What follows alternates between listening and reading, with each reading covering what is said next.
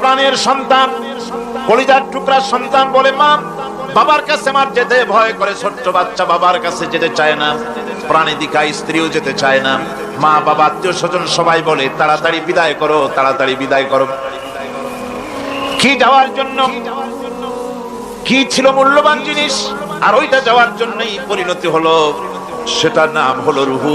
যে আত্মাটার বেশি মূল্য, সেইটার মূল্য মানুষরা দেয় না।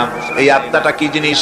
আল্লাহ পাক নবীর কাছে প্রশ্ন করা হয়েছে রূহ সম্পর্কে, আল্লাহ তার জবাব দিয়েছেন, ওয়ায়াসআলুনাকা আনির রূহ কুলির রূহু মিন আমরি রাব্বি। নবী হে, আপনাকে প্রশ্ন করা হয় রূহ কি জিনিস, আপনি বলুন এটি হচ্ছে আল্লাহর হুকুম। আল্লাহর একটা হুকুম মানুষের ভিতরে কাজ করে।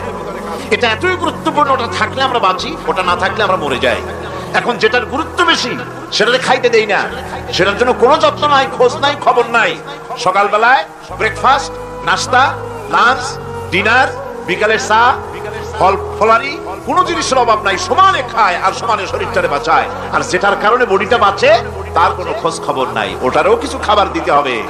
ওটারে কি খাওয়াবেন? ওটাই কি ফুলকপি খাবে? শীতের দিনের লাল শাক খাবে?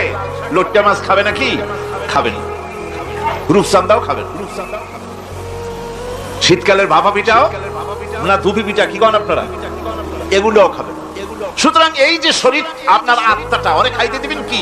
ও কচু খায় না, মূলাও খায় না, দুধও খায় না, পনিরও খায় না, ঘিও খায় না, মাছ গোশতও খায় না। যেহেতু এই আত্মাটা এসেছে রুহের জগৎ থেকে, তাই ওর খাদ্য এই পৃথিবীতে বানানো হয় নাই। দেহ তৈরি হয়েছে মাটি থেকে, মাটির উপাদান দিয়ে, সেজন্য তার খাদ্য বানানো হয়েছে মাটির উপাদান দিয়ে। আর আত্মা যেহেতু এসেছে আল্লাহর কাছে থেকে, রুহের জগৎ থেকে, সেজন্য আল্লাহ রাব্বুল আলামিন আত্মার খাদ্য পাঠিয়েছেন লৌহ মাহফুজ থেকে। খাদ্যের নাম হচ্ছে তেলাওয়াতে কোরআন। তেলাওয়াতে কোরআন, কোরআনে কারীম তেলাওয়াতে আত্মার সমৃদ্ধি হতো। কোরআনে কারীমের তেলাওয়াত, অনুধাবন, এর দ্বারা আত্মার সমৃদ্ধি হতো। যেহেতু কোরআন হচ্ছে রুহের খোরাক, সেই খোরাক দেওয়া হচ্ছে না তাকে। কাজে আমি বলতেছিলাম যে যে জিনিসের মূল্য বেশি আমরা তার মূল্য দিতে জানি না, যেটার মূল্য কম সেটার মূল্য দেই বেশি। অনুরূপ ভাবে এই পৃথিবীর কোনো দাম নাই, আল্লাহ পাক বলছেন সেই জিনিসটার মূল্য আমরা বেশি দিলাম, আর পরকালের চিন্তা আমাদের দিল থেকে উবে গেল। এই জন্য আল্লাহ রাব্বুল আলামিন বলেন, ইন্নাল্লাযীনা লা ইউমিনুনা বিল আখিরাতি যায়্যানা লাহুম আ'মালাহুম ফাহুম ইয়ামাহুন। যারা পরকালের প্রতি ঈমান আনে না, পরকালকে যারা বিশ্বাস করে না, তাদের ক্রিয়াকাণ্ডকে তাদের কাছে চিত্তাকর্ষক বানায় দেওয়া হয়। আর এভাবে তারা পথভ্রষ্ট হয়ে যায়। দুনিয়া তাদের কাছে বেশি মজা লাগে, দুনিয়াটা বেশি ভালো লাগে। ভাই হুজুর, তাফসীরের মাহফিল ভালো লাগে, আবার যখন কীর্তন শুনতে যাই, সিনেমা দেখতে যাই, তাও খারাপ লাগে না, তাও ভালো লাগে। মিলাদ শরীফও ভালো লাগে, কীর্তনও ভালো লাগে, ওয়াজ মাহফিলও ভালো লাগে, গানও ভালো লাগে, সিনেমাও ভালো লাগে। এই যে দুই জিনিস ভালো লাগে, এটা হলো মুনাফিকি রোগ। এটা কি রোগ বলেন না সবাই? এটা কি রোগ? মুনাফিকি রোগ। ঈমানের স্বাদ যখন নষ্ট হয় তখন এই অবস্থার সৃষ্টি হয়। বিষাক্ত সাপ যখন মানুষকে দংশন করে, রাতের অন্ধকারে বিষাক্ত সাপে মানুষকে দংশন করেছে। ওঝা আনা হলো, ওঝা এসে সর্বপ্রথম টেস্ট করবে যে সাপটা কি বিষাক্ত না এমনি সাধারণ সাপে তাকে দংশন করেছে, সাপটা কি ধরনের। এটা টেস্ট করার জন্য সাপে কাটা রোগীর মুখে ওঝা মুখের মধ্যে খুব ঝাল মরিচ অথবা লবণ এটা দেয়। দিলে পরে সে যদি বলে পানি পানি লাগে, খুব ঝালওয়ালা মরিচ কিন্তু মুখে পানি পানি লাগে, বুঝতে হবে বিষাক্ত সাপে কামড়িয়েছে। আর যদি ঝালকে ঝাল বলে, লবণকে লবণ বলে, তিতকে তিত বলে, তাহলে বোঝা যাবে বিষাক্ত সাপে কামড়ায় নাই। তো বিষাক্ত সাপের প্রধান আলামত হলো এই, বিষাক্ত সাপে যখন মানুষকে কাটে তখন তার প্রথম বিষক্রিয়া হচ্ছে তার রক্তকে জাম করে দেয় আর জিহ্বার স্বাদকে নষ্ট করে দেয়। এই পৃথিবীতে যত বিষাক্ত সাপ আছে সবচাইতে মারাত্মক আর বিষাক্ত সাপ হচ্ছে শয়তান। সবচাইতে বিষাক্ত সাপ কি? এই শয়তান যাকে ওয়াসওয়াসা দেয়, শয়তান যাকে দংশন করে, শয়তান যারে ফুটবল বানাতে পারে, সর্বপ্রথম তার ঈমানের স্বাদ নষ্ট করে দেয়। তখন আখিরাত ভালো লাগে না, তখন মসজিদ ভালো লাগে না, তখন ওয়াজ মাহফিল ভালো লাগে না, তাফসীর মাহফিল ভালো লাগে না, তখন সিনেমা পছন্দ হয়, গান পছন্দ হয়, মেলা পছন্দ হয়, সাংস্কৃতিক অনুষ্ঠান, নাচ, উল্টোপাল্টা কাম, এই সমস্ত পছন্দ হয়। আল্লাহর ইসলাম ভালো লাগে না, পছন্দ হয় না। আল্লাহ পাক বলেন, পরকালকে যারা অস্বীকার করে তাদের মনের তাদের জন্য এই দুনিয়াটাকেই তাদের সামনে চিত্তাকর্ষক, তাদের ক্রিয়াকাণ্ডকে চিত্তাকর্ষক করে দেওয়া হয়, আর এর ভেতরেই তারা পড়ে থাকে। ফলে এই সব পরকালে অবিশ্বাসী লোকগুলি অহংকারী হয়। তারা কি হয়? আল্লাহ পাক বলেন, ফাল্লাযীনা লা ইউমিনুনা বিল আখিরাতি কুলুবুহুম মুনকিরাতুন ওয়া হুম মুস্তাকবিরুন। পরকালের প্রতি যারা ঈমান আনে না, পরকালকে যারা বিশ্বাস করে না, তাদের মন সত্য কথাকে অস্বীকার করে, আর এই লোকগুলি অহংকারী হয়ে যায়, ধরাকে সরাক জ্ঞান করে। কি হনুরে এই অবস্থার সৃষ্টি হয়ে যায়। সে মনে করে যে পৃথিবী আমার, উলট পালট করে দেমা লুটেপুটি খায়, পরকালে বিশ্বাস নাই, যা খুশি সে তখন তা করতে থাকে এবং অহংকারী হয়ে যায়। পরকালীন জীবনের অস্বীকৃতি আজকে নতুন কিছু নয়। আজও এক শ্রেণীর লোক আছে যারা বলে পরকাল বলে কিছুই নাই, আল্লাহ সম্পর্কে বলে দেয়ার ইজ নো গড, স্রষ্টা বলতে কিছু নাই, পরকালকে বিশ্বাস করে না এমন লোক আমাদের দেশে আছে কিনা? কোন জোরে কোন আছে কিনা? যথেষ্ট তৈরি হয়েছে এবং বর্তমান সময় বেশি তৈরি হয়েছে। অতীতের কোন সময় ইসলাম আর মুসলিম সেন্টিমেন্ট এত আহত হয় নাই যত এই কয়েক বছরের মধ্যে হয়েছে, ঠিক কিনা? পরকালকে অস্বীকার করেছে, কোরআন শরীফকে আগাগোড়া সংশোধনের কথা বলেছে, আল্লাহকে মিথ্যাবাদী বলেছে। নাউজুবিল্লাহ পড়েন না কেন? নাউজুবিল্লাহি মিন যালিক। আল্লাহকে মিথ্যাবাদী বলা হয়েছে, কোরআনের সংশোধনের দাবি উঠেছে, মাদ্রাসার ভেতরে ডাকাত দুষ্ট পয়দা হয় বলা হচ্ছে। এভাবে করে তারা আল্লাহকে অস্বীকার করেছে, কোরআনকে অস্বীকার করেছে, পরকালকে অস্বীকার করেছে। পরকালকে সেই অতীতের যুগের কাফেররাই অস্বীকার করে নাই, বর্তমান যুগেরও এক শ্রেণীর লোকেরা, তারা আবার মুসলমান নামধারী, নাম মুসলমানি নাম লাগানো আছে, পরকালকে তারা অস্বীকার করছে। এদের ভিত্তি হচ্ছে এই, তারা বলে ইন হিয়া ইল্লা হায়াতুনাদ দুনিয়া ওয়া মা নাহনু বিমাবউসিন। তারা বলে এই দুনিয়ার জীবনটাই একমাত্র জীবন, এই দুনিয়ার জীবনই হলো একমাত্র জীবন, আমরা আর উঠবো না পরকালে, পরকাল বলে কিছুই নাই, পরকাল বলে কোনো জিনিস নাই, আমাদেরকে কিয়ামতে আল্লাহর দরবারে ওঠা লাগবে না। সুতরাং তারা ওমর খৈয়ামের মুরিদ হয়ে যায়। তারা বলতে থাকে, এই বেলা ভাই মদ খেয়ে নাও, কাল নিশীতের ভরসা কই, চাঁদনি জাগিবে যুগ যুগ ধরি, আমরা তোমার রবনা সই। যত পারো মদ খাও, নগদ যা পাও হাত পেতে নাও, বাকির খাতায় শূন্য থাক। দূরের বাদ্য খিলাফ শুনে মাঝখানে যে বেজায় ফাঁক। কোথায় কিয়ামত আর কোথায় পরকাল, কোথায় বিচার, কোথায় হাসর, কোথায় সিরাত, কোথায় মিজান, আর মাঝখানে টাটকা সুখগুলো ছাড়িয়ে দেবে একটা কথা, মাঝখানের এই টাটকা সুখগুলি গ্রহণ করো, মজা করো। এই সব শিক্ষা দেওয়া হয় ওই সেকুলার শিক্ষা ব্যবস্থার মাধ্যমে কলেজে এবং বিশ্ববিদ্যালয়গুলিতে, যার কারণে পরকালে বিশ্বাস নাই বলে এমন কোন কাজ নাই যা তারা করতে পারে না। এই মাত্র কয়েক মাস দেড়েক আগে রাজশাহী ইউনিভার্সিটিতে যে কাণ্ডটা ঘটে গেল, মনে আছেন আপনাদের? পত্রপত্রিকা আপনারা পড়েছেন, এবং আমি রাজশাহীতে গিয়ে সেখানে প্রত্যক্ষদর্শী যারা দেখেছে তাদের মুখে শুনেছি, শিক্ষাবর্ষ সমাপন করেছে যে সব ছাত্র ছাত্রীরা, তারা র্যাগ ডে উদযাপন করছে। র্যাগ ডে উদযাপন যেদিন করবে সেই দিনে তারা উচ্ছৃঙ্খল কাপড় চোপড় পরেছে, ছেলেরা এবং মেয়েরা উভয়, এমন ভাবে কাপড় পরেছে যে কাপড় দ্বারা তারা শরীরের গোপন অঙ্গগুলি দেখা যায়। এরপরে আজেবাজে চিৎকার দিয়েছে, আজেবাজে স্লোগান দিয়েছে, গাধার মতো, কুকুরের মতো, শিয়ালের মতো তারা ডেকেছে। আমি বুঝি না চিন্তাধারা কেমন দেউলিয়া হয়ে গেল। শিক্ষাবর্ষ বিশ্ববিদ্যালয়ের সর্বোচ্চ শিক্ষাঙ্গন থেকে লেখাপড়া শেষ করে বেরোচ্ছে, যাওয়ার সময় তারা বিশ্ববিদ্যালয় থেকে কুকুরের ডাক দিল, শিয়ালের ডাক দিল, ছাগলের ডাক দিল। কি প্রমাণ করতে চাইলো? যে 16 বছর লেখাপড়া করে বিশ্ববিদ্যালয়ের অঙ্গন পেরিয়ে গোটা জাতির জন্য ছাগল হয়ে আমরা আবির্ভূত হচ্ছি, অথবা কুকুর গরুর ভূমিকায় আমরা আবির্ভূত হচ্ছি। নাউজুবিল্লাহি মিন যালিক। এরপরে মিছিল শেষ করলো, সন্ধ্যাবেলায় শুরু হলো সাংস্কৃতিক অনুষ্ঠান। বিদ্যুৎ কর্তৃপক্ষের সঙ্গে বোধহয় লাইন করা ছিল। সন্ধ্যা 7:30টার সময় মঞ্চ তৈরি আছে, গান হচ্ছে, আনন্দ ফুর্তির শেষ নাই। সামনে সব মেয়েরা বসা, যারা দিনের বেলা ওই ধরনের কাপড় চোপড় পরে ছেলেদেরকে উস্কাইছে, ছেলেগুলিও তাদেরকে উস্কাইছে। মাঝখানে তারা বসা, চতুর্দিকে ছেলেরা দাঁড়ানো।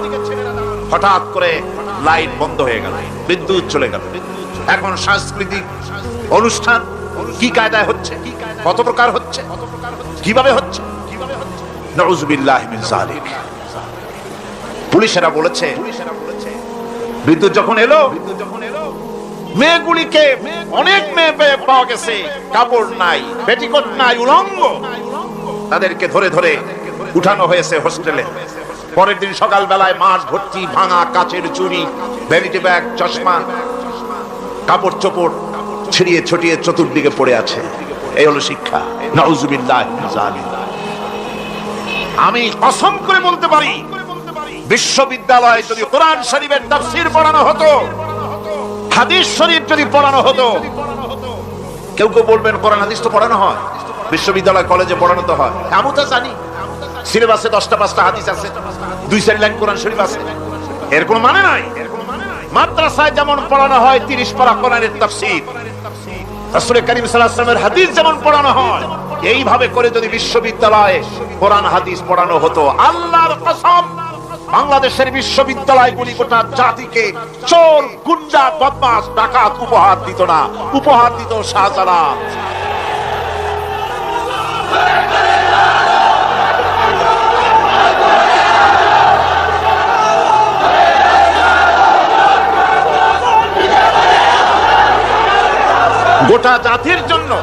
গোটা জাতির জন্য বিশ্ববিদ্যালয় সমূহ উপহার দিতে পারত। উপহার দিত শাহ মখদুম, শাহজালাল, খান জাহানারি, উপহার দিতে পারত খাজা মঈনুদ্দিন চিশতি, উপহার দিতে পারত খালিদ বিন ওলীদ, উপহার দিত সালাউদ্দিন আইয়ুবী। আল্লাহ পাক তাদের সকলের প্রতি রহম করুন, জোরে কোন আমিন। এরকম উপহার গোটা জাতিকে তারা দিতে পারত। কথা ঠিক কিনা গণ? সুতরাং পরকালকে অস্বীকার করাই হচ্ছে এর মূলভূত কারণ। সেকুলার শিক্ষা ব্যবস্থা হচ্ছে এর মূলভূত কারণ। এজন্য কোরআনে কারীমে আল্লাহ পাক বলছেন, লাইসাল বিররা আন তুওয়াল্লু বুজুহাকুম কিবালাল মাশরিকি ওয়াল মাগরিব। পূর্ব পশ্চিমে কয়বার মাথা ঘুরালা, এইটাই তোমার পুণ্যবান সৎ কাজ হওয়ার এটা নমুনা নয়। প্রকৃতপক্ষের সৎ কাজ হচ্ছে আল্লাহ বিশ্বাস করা এবং পরকালে বিশ্বাস ভিত্তিক জীবন গড়া।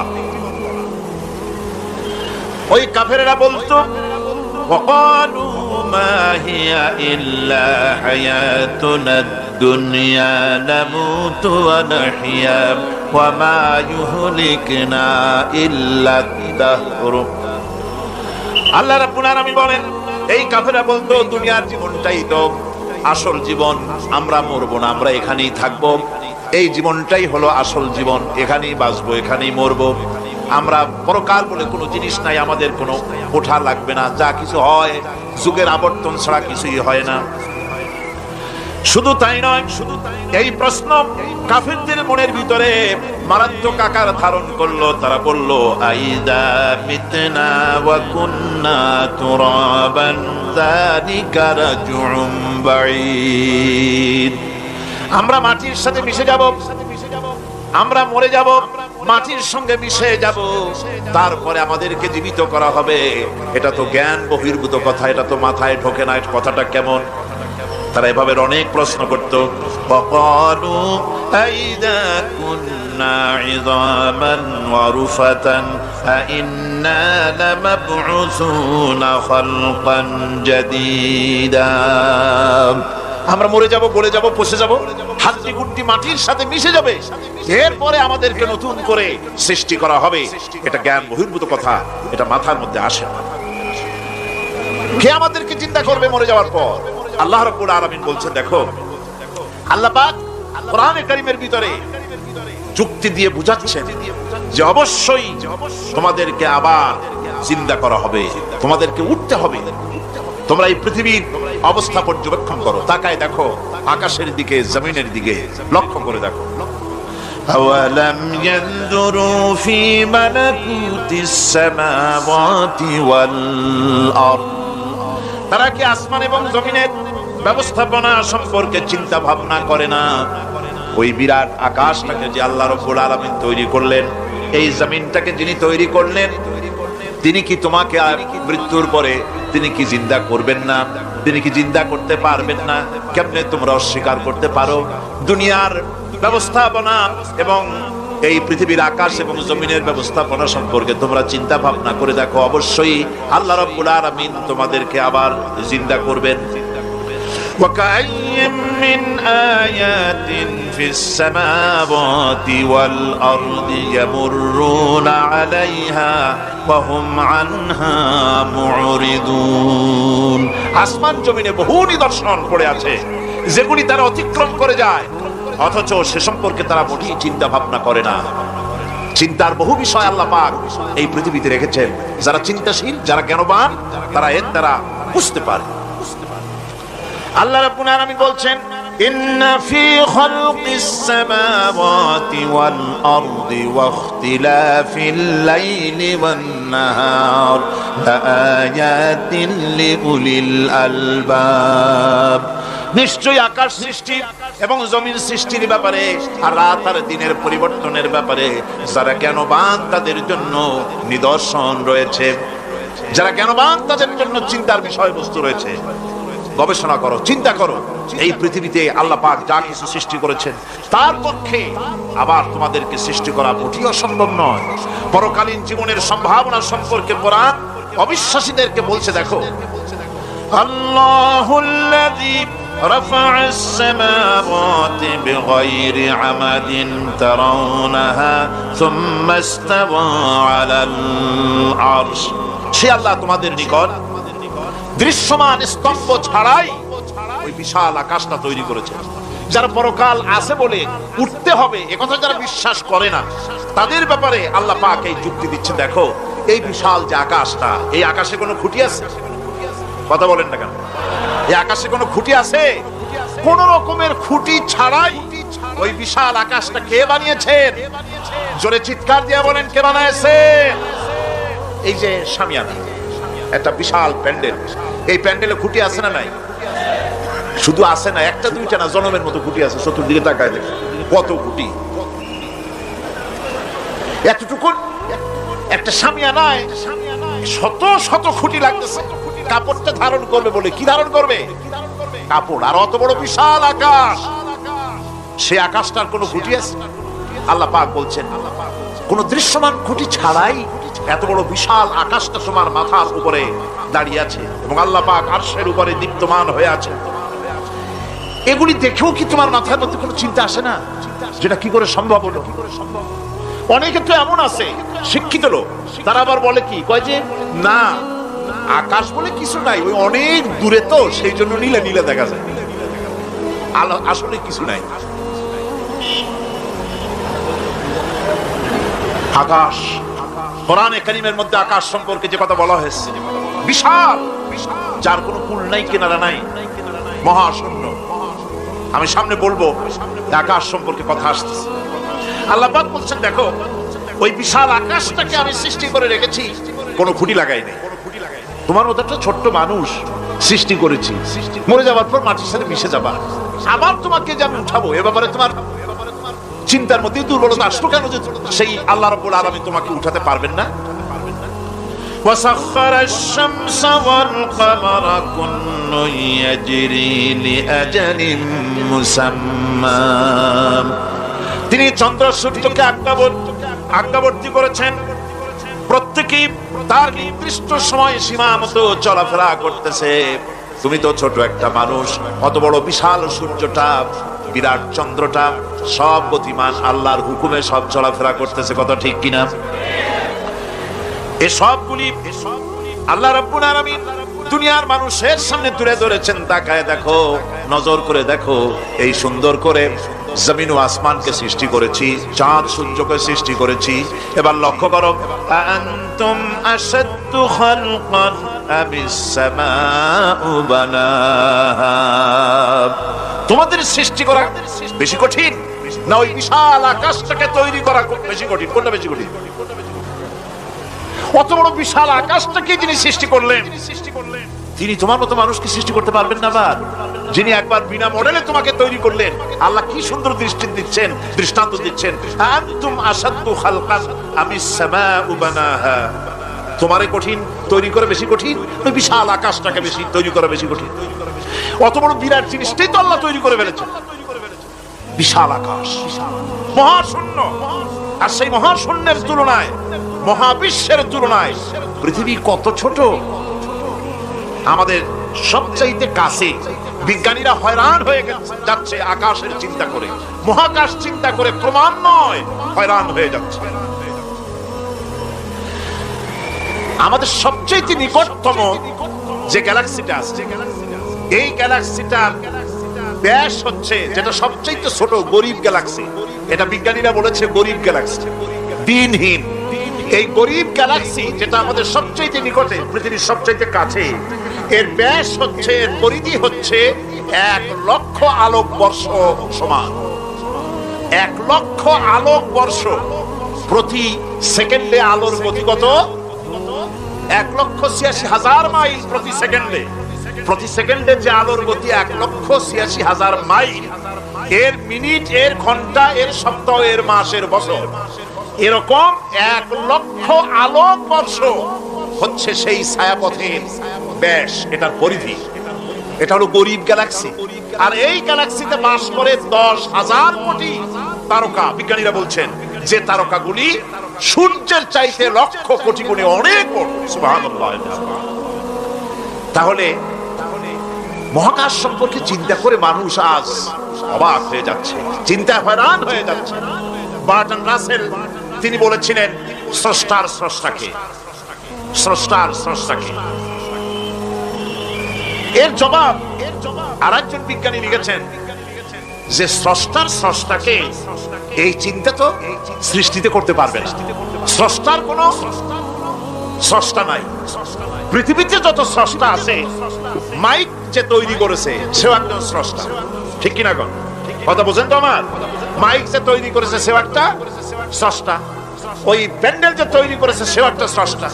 চেয়ার টেবিল যে সৃষ্টি করেছে সেও একটা স্রষ্টা। কিন্তু এরা কেউ পূর্ণাঙ্গ স্রষ্টা নয়, কারণ এই মাইকটা তৈরি করার যত উপাদান, সমস্ত উপাদান আল্লাহ রাব্বুল আলামিনের তৈরি করা। কথা ঠিক কিনা? তুমি শুধু অ্যাসেম্বল করেছো, তুমি শুধু এগুলোকে এক জায়গায় করেছো। তোমার বাপেরও ক্ষমতা নেই লোহা তৈরি করা। পারবা লোহা তৈরি করতে? আরে কথা কন না কেন মিয়া সাহেব? পারবেন লোহা তৈরি করতে? পারবেন একটা বাঁশ বানাইতে? বাঁশ হোক, লোহা হোক, যা সব বাদ দেন, মাথার একটা চুল বানাইতে পারবেন? পাট দিয়া, রং দিয়া পর চুল বানাইতে পারবেন, কিন্তু চুলের মতো করে একটা চুল বানাইতে পারবেন না। মানুষের শরীরের রক্তের মতো করে এক ফোঁটা রক্ত মানুষের শরীরের বাইরে বানাতে দেখে, তাহলে মানুষের যখন রক্তের প্রয়োজন হয় তখন মানুষের কাছ থেকে রক্ত ধার নেওয়া লাগতো না। ফ্যাক্টরিতে রক্ত তৈরি হয়ে থাকতো, কোনো অসুবিধা হতো না। এক ফোঁটা রক্ত বানানোর শক্তি গোটা পৃথিবীর মানুষের না। সুতরাং তোমরা স্রষ্টা হলেও তোমরা হচ্ছ নাকের স্রষ্টা। ধার করো, অন্যের জিনিস ধার করিয়ে বানাও। মুকাম্মাল স্রষ্টা হচ্ছেন কে? আসল স্রষ্টা কে? এরকম বললে হবে না। গায়ের সমস্ত শক্তি দিয়ে বলেন আসল স্রষ্টা কে? ওই বিজ্ঞানী বলছেন যে বার্টন রাসেল বলছে স্রষ্টার স্রষ্টা কে? স্রষ্টার স্রষ্টা তুমি খুঁজে পাবে না, তোমার মাথায় ঢুকবে না। আগে সৃষ্টি চিন্তা করো। তিনি বলেছেন একটা লবণ, একটা লবণের কণা, লবণ বলেন তো, একটা লবণের কণা, এক কণা লবণের ভেতরে যে কেলাস থাকে, এর ভিতরে যে সমস্ত উপাদান থাকে, সেই লবণের কণাগুলির মধ্যে কতগুলি উপাদান থাকে, সেই উপাদানগুলি চিন্তা করতে 1000 বার্টন রাসেলের মস্তিষ্কের প্রয়োজন। তো একটা লবণ কণার ভিতরে কি আছে সেইটাকে উদ্ধার করার জন্য যদি 1000 বার্টন রাসেলের মস্তিষ্ক লাগে, তাহলে গোটা বিশ্ব, আকাশ আর জমিন তিনি সৃষ্টি করেছেন, তাকে চিন্তা করা কি তোমার মগজে কুলাবে? দুনিয়ার প্রথম দিন থেকে শুরু করে কিয়ামত পর্যন্ত মানুষ, যত মানুষ এসেছে আর যত মানুষ আসবে, স্রষ্টা সম্পর্কে চিন্তা করার এটা অসম্ভব ব্যাপার। স্রষ্টার সামনে শুধু মাথাই নত করবা। তিনি কোত্থেকে এসেছেন, তিনি কে, জানার দরকার নাই। তিনি আল্লাহ। তার নাম কি? মাথা নত করে দাও সামনে। তিনি আল্লাহ, সর্বশক্তিমান আল্লাহ, রব্বুল ইজ্জত ওয়াল জালাল। তিনি ছিলেন, তিনি আছেন, তিনি থাকবেন। তিনি অনন্ত, তিনি অসীম, তিনি চিন্ময়, তিনি অব্যয়, তিনি অক্ষয়, তিনি শাশ্বত, যার কোনো শুরু নাই, যার কোনো শেষ নাই। সুবহানাল্লাহ। সুতরাং সে মহান আল্লাহ রাব্বুল আলামিন তিনি বলছেন, বান্দারা তোমারে বানানো কঠিন না ওই বিশাল আকাশটা বানানো কঠিন? অত বড় বিশাল আকাশটাই তো আমি তৈরি করেছি, তোমার মৃত্যুর পরে তোমাকে জিন্দা করা মোটেই কোনো কঠিন ব্যাপার নয়, এটা খুবই সহজ। ভাইরা আমার, আল্লাহ সুবহানাহু ওয়া তাআলা পৃথিবীর মানুষকে এসব দৃষ্টান্ত দিয়ে সুন্দর করে মানুষকে বুঝাচ্ছেন, তিনি মানুষকে পরিষ্কার করে বুঝিয়েছেন। আল্লাহ পাক বলেন, এই পৃথিবীতে এসব প্রশ্নের চূড়ান্ত জবাব দিতে গিয়ে আল্লাহ পাক বলছেন, কুল ইউহিহাল্লাযী আনশাআহা আউওয়ালা মাররা ওয়া হুয়া বিকুল্লি খালকিন আলীম। বলে দাও তোমাদের মৃত্যুর পরে সেই আল্লাহ রাব্বুল আলামিন তোমাদেরকে জিন্দা করবেন, যিনি তোমাদেরকে প্রথমবারে তৈরি করেছিলেন, প্রথমে যিনি সমস্ত জিনিস সৃষ্টি করেছেন, ওই আল্লাহ রাব্বুল আলামিন তোমাদেরকে আবার জিন্দা করবেন। আর এসব জিনিসকে খেল তামাশার বিষয়বস্তু করে তৈরি করা হয় নাই, সমস্ত জিনিসের পেছনে বিরাট উদ্দেশ্য কাজ করেছে, একটা লক্ষ্য নিয়ে, সামনে নিয়ে, উদ্দেশ্য নিয়ে আল্লাহ তৈরি করেছেন। আল্লাহ পাক বলছেন, ওয়ামা খালাকনাস সামাওয়াতি ওয়াল আরদা ওয়ামা বাইনাহুমা লাইবিন। এই পৃথিবীতে আকাশ, ওই বিশাল আকাশ এবং জমিন এবং এর মধ্যে অবস্থিত কোন জিনিসকে আমি খামোখা তৈরি করি নাই, খেল তামাশার বিষয়বস্তু হিসাবে তৈরি করি নাই। যারা নাকি জ্ঞানবান, যারা বুদ্ধিমান, তাদের সম্পর্কে আল্লাহ বলেন, আল্লাযীনা ইয়াযকুরুনাল্লাহা কিয়ামান ওয়া কুউদান ওয়া আলা জুনুবিহিম ওয়া ইয়াতাফাক্কারুনা ফি খালকিস সামাওয়াতি ওয়াল আরদ ربنا ما خلقت هذا باطلا سبحانك فقنا عذاب النار।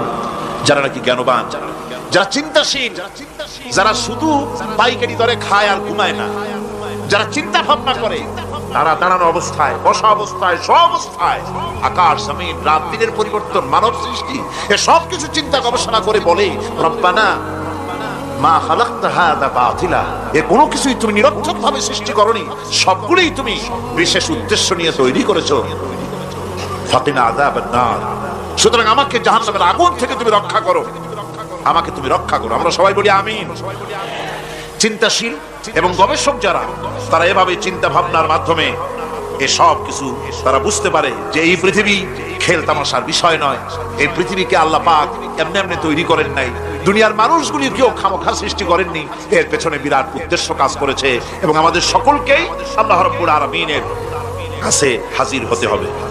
সুতরাং এই পৃথিবীতে দুনিয়ার চাইতে অগ্রাধিকার দিতে হবে আখিরাত। দুনিয়ার চাইতে অগ্রাধিকার দিতে হবে কোনটাকে বলেন? আখিরাতের অগ্রাধিকার দিতে হবে।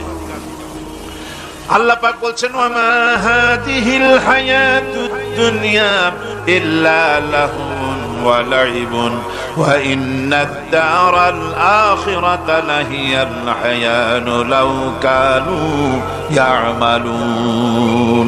এই দুনিয়া হচ্ছে নিছক খেল তামাশা, এটা আর কিছুই নয়। জীবনের প্রকৃত আবাসস্থল হচ্ছে আখিরাত। এই দুনিয়া একটা মোহ, এই মোহের পেছনে মানুষেরা ঘুরছে, বিবি বাল বাচ্চা এর পেছনে ঘুরছে, অথচ এই বিবি বাল বাচ্চা কিয়ামতের দিন মুসিবত হয়ে দাঁড়াবে মানুষের জন্য। একটা মোহর মধ্যে মানুষ পড়ে আছে, খেল তামাশার ভিতরে পড়ে আছে। আল্লাহ পাক বলছেন, কুল মাতাউদ দুনিয়া কালিলুন ওয়াল আখিরাতু খায়রুল লিমান ইত্তাকা। বলো, দুনিয়ার সমস্ত সম্পদ খুবই নগণ্য, আর যে ব্যক্তি পরকালকে বিশ্বাস করে, পরকালের কামনা করে, সেই খোদাভীরু লোকদের জন্য পরকাল হচ্ছে প্রকৃত আবাসস্থল। সেই জায়গাটাই হলো আসল জায়গা। ওই জায়গার জন্য কিছু তৈরি করতে হবে। কোরআনে কারিমে রব্বুল আলামিন বলছেন, আরাদিতুম বিল হায়াতিদ দুনিয়া মিনাল আখিরাহ ফামা মাতাউদ দুনিয়া ফিল আখিরাতি ইল্লা কালিল। তোমরা কি পরকালের জীবনের বিনিময় এই দুনিয়ার জীবনটাই বেশি পরিতুষ্ট হয়েছে, অথচ দুনিয়ার জীবনের সুখ সম্পদ পরকালের তুলনায় খুবই নগণ্য। পরকালের সুখ অনেক বেশি, পরকালের দুঃখটা অনেক বেশি, সুখটাও অনেক বেশি। পরকালটা স্থায়ী, সুতরাং দুনিয়ার মোহে না পড়ে পরকালের জন্য জীবনটাকে পরকাল ভিত্তিক জীবন তৈরি করো। আল্লাহ পাক বলছেন ফাম্মা মান তাগা ওয়া আসারাল হায়াতাদ দুনিয়া ফাইন্নাল জাহিমা হিয়াল মাওয়া। অথবা যে ব্যক্তি বিদ্রোহ করেছে এবং দুনিয়ার জীবনকে অগ্রাধিকার দিয়েছে তার জায়গা হচ্ছে জাহান্নাম। জোরে বলেন নাউজুবিল্লাহ। যে ব্যক্তি আল্লাহর সঙ্গে বিদ্রোহ করেছে আর পরকালের জন্য পাথর জোগাড় করে নাই, দুনিয়াকে অগ্রাধিকার দিল, পরকালকে ভুলে গেল, তার জায়গা হলো জাহান্নাম। ওয়াম্মা মান খাফা মাকামা রাব্বিহি ওয়া নাহান নাফসা আনিল হাওয়া ফাইন্নাল জান্নাতা হিয়াল মাওয়া। আর যে ব্যক্তি আপন প্রভুর সামনে উপস্থিত হওয়াকে ভয় করেছে এবং আপন প্রবৃত্তিকে লালসা মুক্ত করেছে, লালসার হাত থেকে রক্ষা করেছে, আল্লাহ রাব্বুল আলামিন কিয়ামতের দিন তার জন্য রেখে দিয়েছেন জান্নাত। তার জন্য কোন জায়গা? আমাদেরকে পরকাল ভিত্তিক জীবন যাপন যদি করি তাহলে কবরের জবাবগুলি খুব আসান হবে। আর যদি পরকাল ভিত্তিক জীবন যাপন না হয় কবরটা মুসিবত হয়ে যাবে। হযরত ওসমান রাদিয়াল্লাহু তাআলা আনহু কবরের কাছে গিয়ে খুব কাঁদতেন। সাহাবায়ে কেরাম প্রশ্ন করেছেন, হুজুর রাসূল করিম সাল্লাল্লাহু আলাইহি ওয়াসাল্লাম যখন জান্নাত ও জাহান্নামের ওয়াজ করেন কখনো তো এত বেশি আপনি কাঁদেন না যত বেশি কাঁদেন কবরের কাছে এসে, কারণ কি? হযরত ওসমান রাদিয়াল্লাহু তাআলা আনহু বলতেন, আমার সাথীরা, আমি আমার হাবিবের কাছে আল্লাহ রাব্বুল আলামিনের রাসূলের কাছে আমি শুনেছি এই কবরটাই হলো প্রথম স্টেশন, এই কবরটাই হলো প্রথম ইমিগ্রেশন কাউন্টার। এই জায়গায় যদি কেউ ধরা পড়ে যায়, কারো যদি চার্জশিট হয়ে যায়, সব জায়গায় ধরা পড়ে যাবে। হাসরে মিজানে সিরাতে কোনো জায়গায় নাজাত পাবে না। আর এই কবরটা যদি কেউ মুক্তি পেয়ে যায়, মিজান সিরাত হাসর সব জায়গা থেকে আল্লাহ তারে ভালোভাবে পার করে দিবেন। এটা হলো আসল জায়গা, মারাত্মক জায়গা, খুব মারাত্মক জায়গা। আমি এটাকে ইমিগ্রেশন কাউন্টার বলেছি আমার ভাষায়। ইমিগ্রেশন কাউন্টার যারা বিদেশ ভ্রমণ করেছেন তারা জানেন। লন্ডন যাবেন, আমেরিকা যাবেন, সৌদি আরব যাবেন, যে কোনো বিদেশে যাবেন, গেলেই পাসপোর্ট তারা দেখবেন। পাসপোর্টে আপনার ন্যাশনালিটি কোনটা সেটাই তারা জানতে চাইবে। আপনি কোন দল করেন এটা তারা জানতে চাইবে না। আপনি কোন ভাষায় কথা বলেন তাও তাদের জানার দরকার নেই। প্রথমেই তারা আপনার ন্যাশনালিটি দেখবে, আপনার আইডেন্টিটি কি তারা জানতে চাইবে। তারপরে যদি স্যাটিসফ্যাক্টরি হয় আপনাকে ভিসা দিয়ে ভেতরে ঢোকবার ব্যবস্থা করে দেবে। আর যদি তারা স্যাটিসফাইড না হয় তাহলে আপনাকে মেহমানখানায় ঢুকানো হবে গ্রেফতার করে। আপনি আন্দাজ এখানে আসছেন। এই জন্য কবর হচ্ছে এ ধরনের একটি ইমিগ্রেশন কাউন্টার। কবরের ভিতরে মানুষ যখনই রাখা হবে সঙ্গে সঙ্গে দুজন ফেরেশতা আসবে। কবরের কাছে যারা এসেছিল দাফন হয়ে যাওয়ার পর এই লোকগুলি 40 কদম যেতে যতক্ষণ লাগে এর মধ্যেই দুজন ফেরেশতা এসে যাবে। এসে জিজ্ঞেস করবে, মান রব্বুকা, তুমি কোন দল করতে? ওটা তাদের জানার দরকার নেই। চাকরি কিসে করতেন ওটা জানার দরকার নেই। ব্যবসা করতেন না চাকরি করতেন প্রয়োজন নেই। প্রথমেই জিজ্ঞাসা করা হবে ন্যাশনালিটি, প্রথমেই জিজ্ঞাসা করা হবে তার ন্যাশনালিটি সম্পর্কে, তার আইডেন্টিটিটা কি, এবং সেটাকে সত্যায়িত করার জন্য, বোঝার জন্য 3টি প্রশ্ন। প্রথম প্রশ্ন, মান রব্বুকা ওয়া মা দীনুকা ওয়া মান নাবিয়্যুকা, তোমার রব কে, তোমার দ্বীন কি, তোমার নবী কে। যদি এই ব্যক্তি বেঈমান হয়, মুনাফিক হয়, সে বলবে হায় হাতা লা আদরি, হায় হাতা লা আদরি, জানি না আমার রবকে, আমি জানি না। তোমার দিন কি, দিন কারে কয় বুঝি না। এরপরে আল্লাহর নবী জনাবে মুহাম্মদ রাসূলুল্লাহ সাল্লাল্লাহু আলাইহি ওয়াসাল্লাম কে দেখানো হবে, বলা হবে মা কুনতা তাকুলু ফি হাদার রাজুল, এই ব্যক্তি সম্পর্কে তোমার ধারণা কি নিকে, বলবে আমি চিনি না। নাউযুবিল্লাহ। বাস, এরপরে তার যা হবার তাই শুরু হয়ে যাবে। আর যদি বান্দাটা মুমিন হয়, প্রশ্ন করা হবে মান রাব্বুকা, জবাব দেবে রব্বি আল্লাহ, আমার রব আল্লাহ রাব্বুল আলামিন। ওয়া মা দীনুকা, দীনুনা ইসলাম, আমার দিন হচ্ছে ইসলাম। এরপরে আল্লাহর নবীকে দেখানো হবে। কয়েক রকমের বর্ণনা আছে, কোন বর্ণনায় আছে হুজুরের আকারে দেখানো হবে, অথবা রাসূলকে সরাসরি দেখানো হবে। বলা হবে মা কুনতা তাকুলু ফি হাযার রাজুল, এই লোকটি সম্পর্কে ধারণা কি? মুমিন ব্যক্তি বলবে হাদা নবিয়ুনা মুহাম্মাদুর রাসূলুল্লাহ সাল্লাল্লাহু আলাইহি ওয়াসাল্লাম, ইনি আমার তো সেই নবী মুহাম্মাদুর রাসূলুল্লাহ সাল্লাল্লাহু আলাইহি ওয়াসাল্লাম। আমরা যেন এই রকমের জবাব দিতে পারি, আল্লাহ কবুল করো। সকলে জোরে কোন আমিন। জবাব হয়ে যাওয়ার পর গায়ব থেকে আওয়াজ আসবে, ফাফরিশু বিল জান্নাতি ওয়ালবিসু বিল জান্নাহ, ও আমার ফেরেশতারা আমার এই বান্দাকে জান্নাতের পোশাক পরায়া দাও আর কবরটাকে জান্নাতের বিছানা বিছায়া দাও।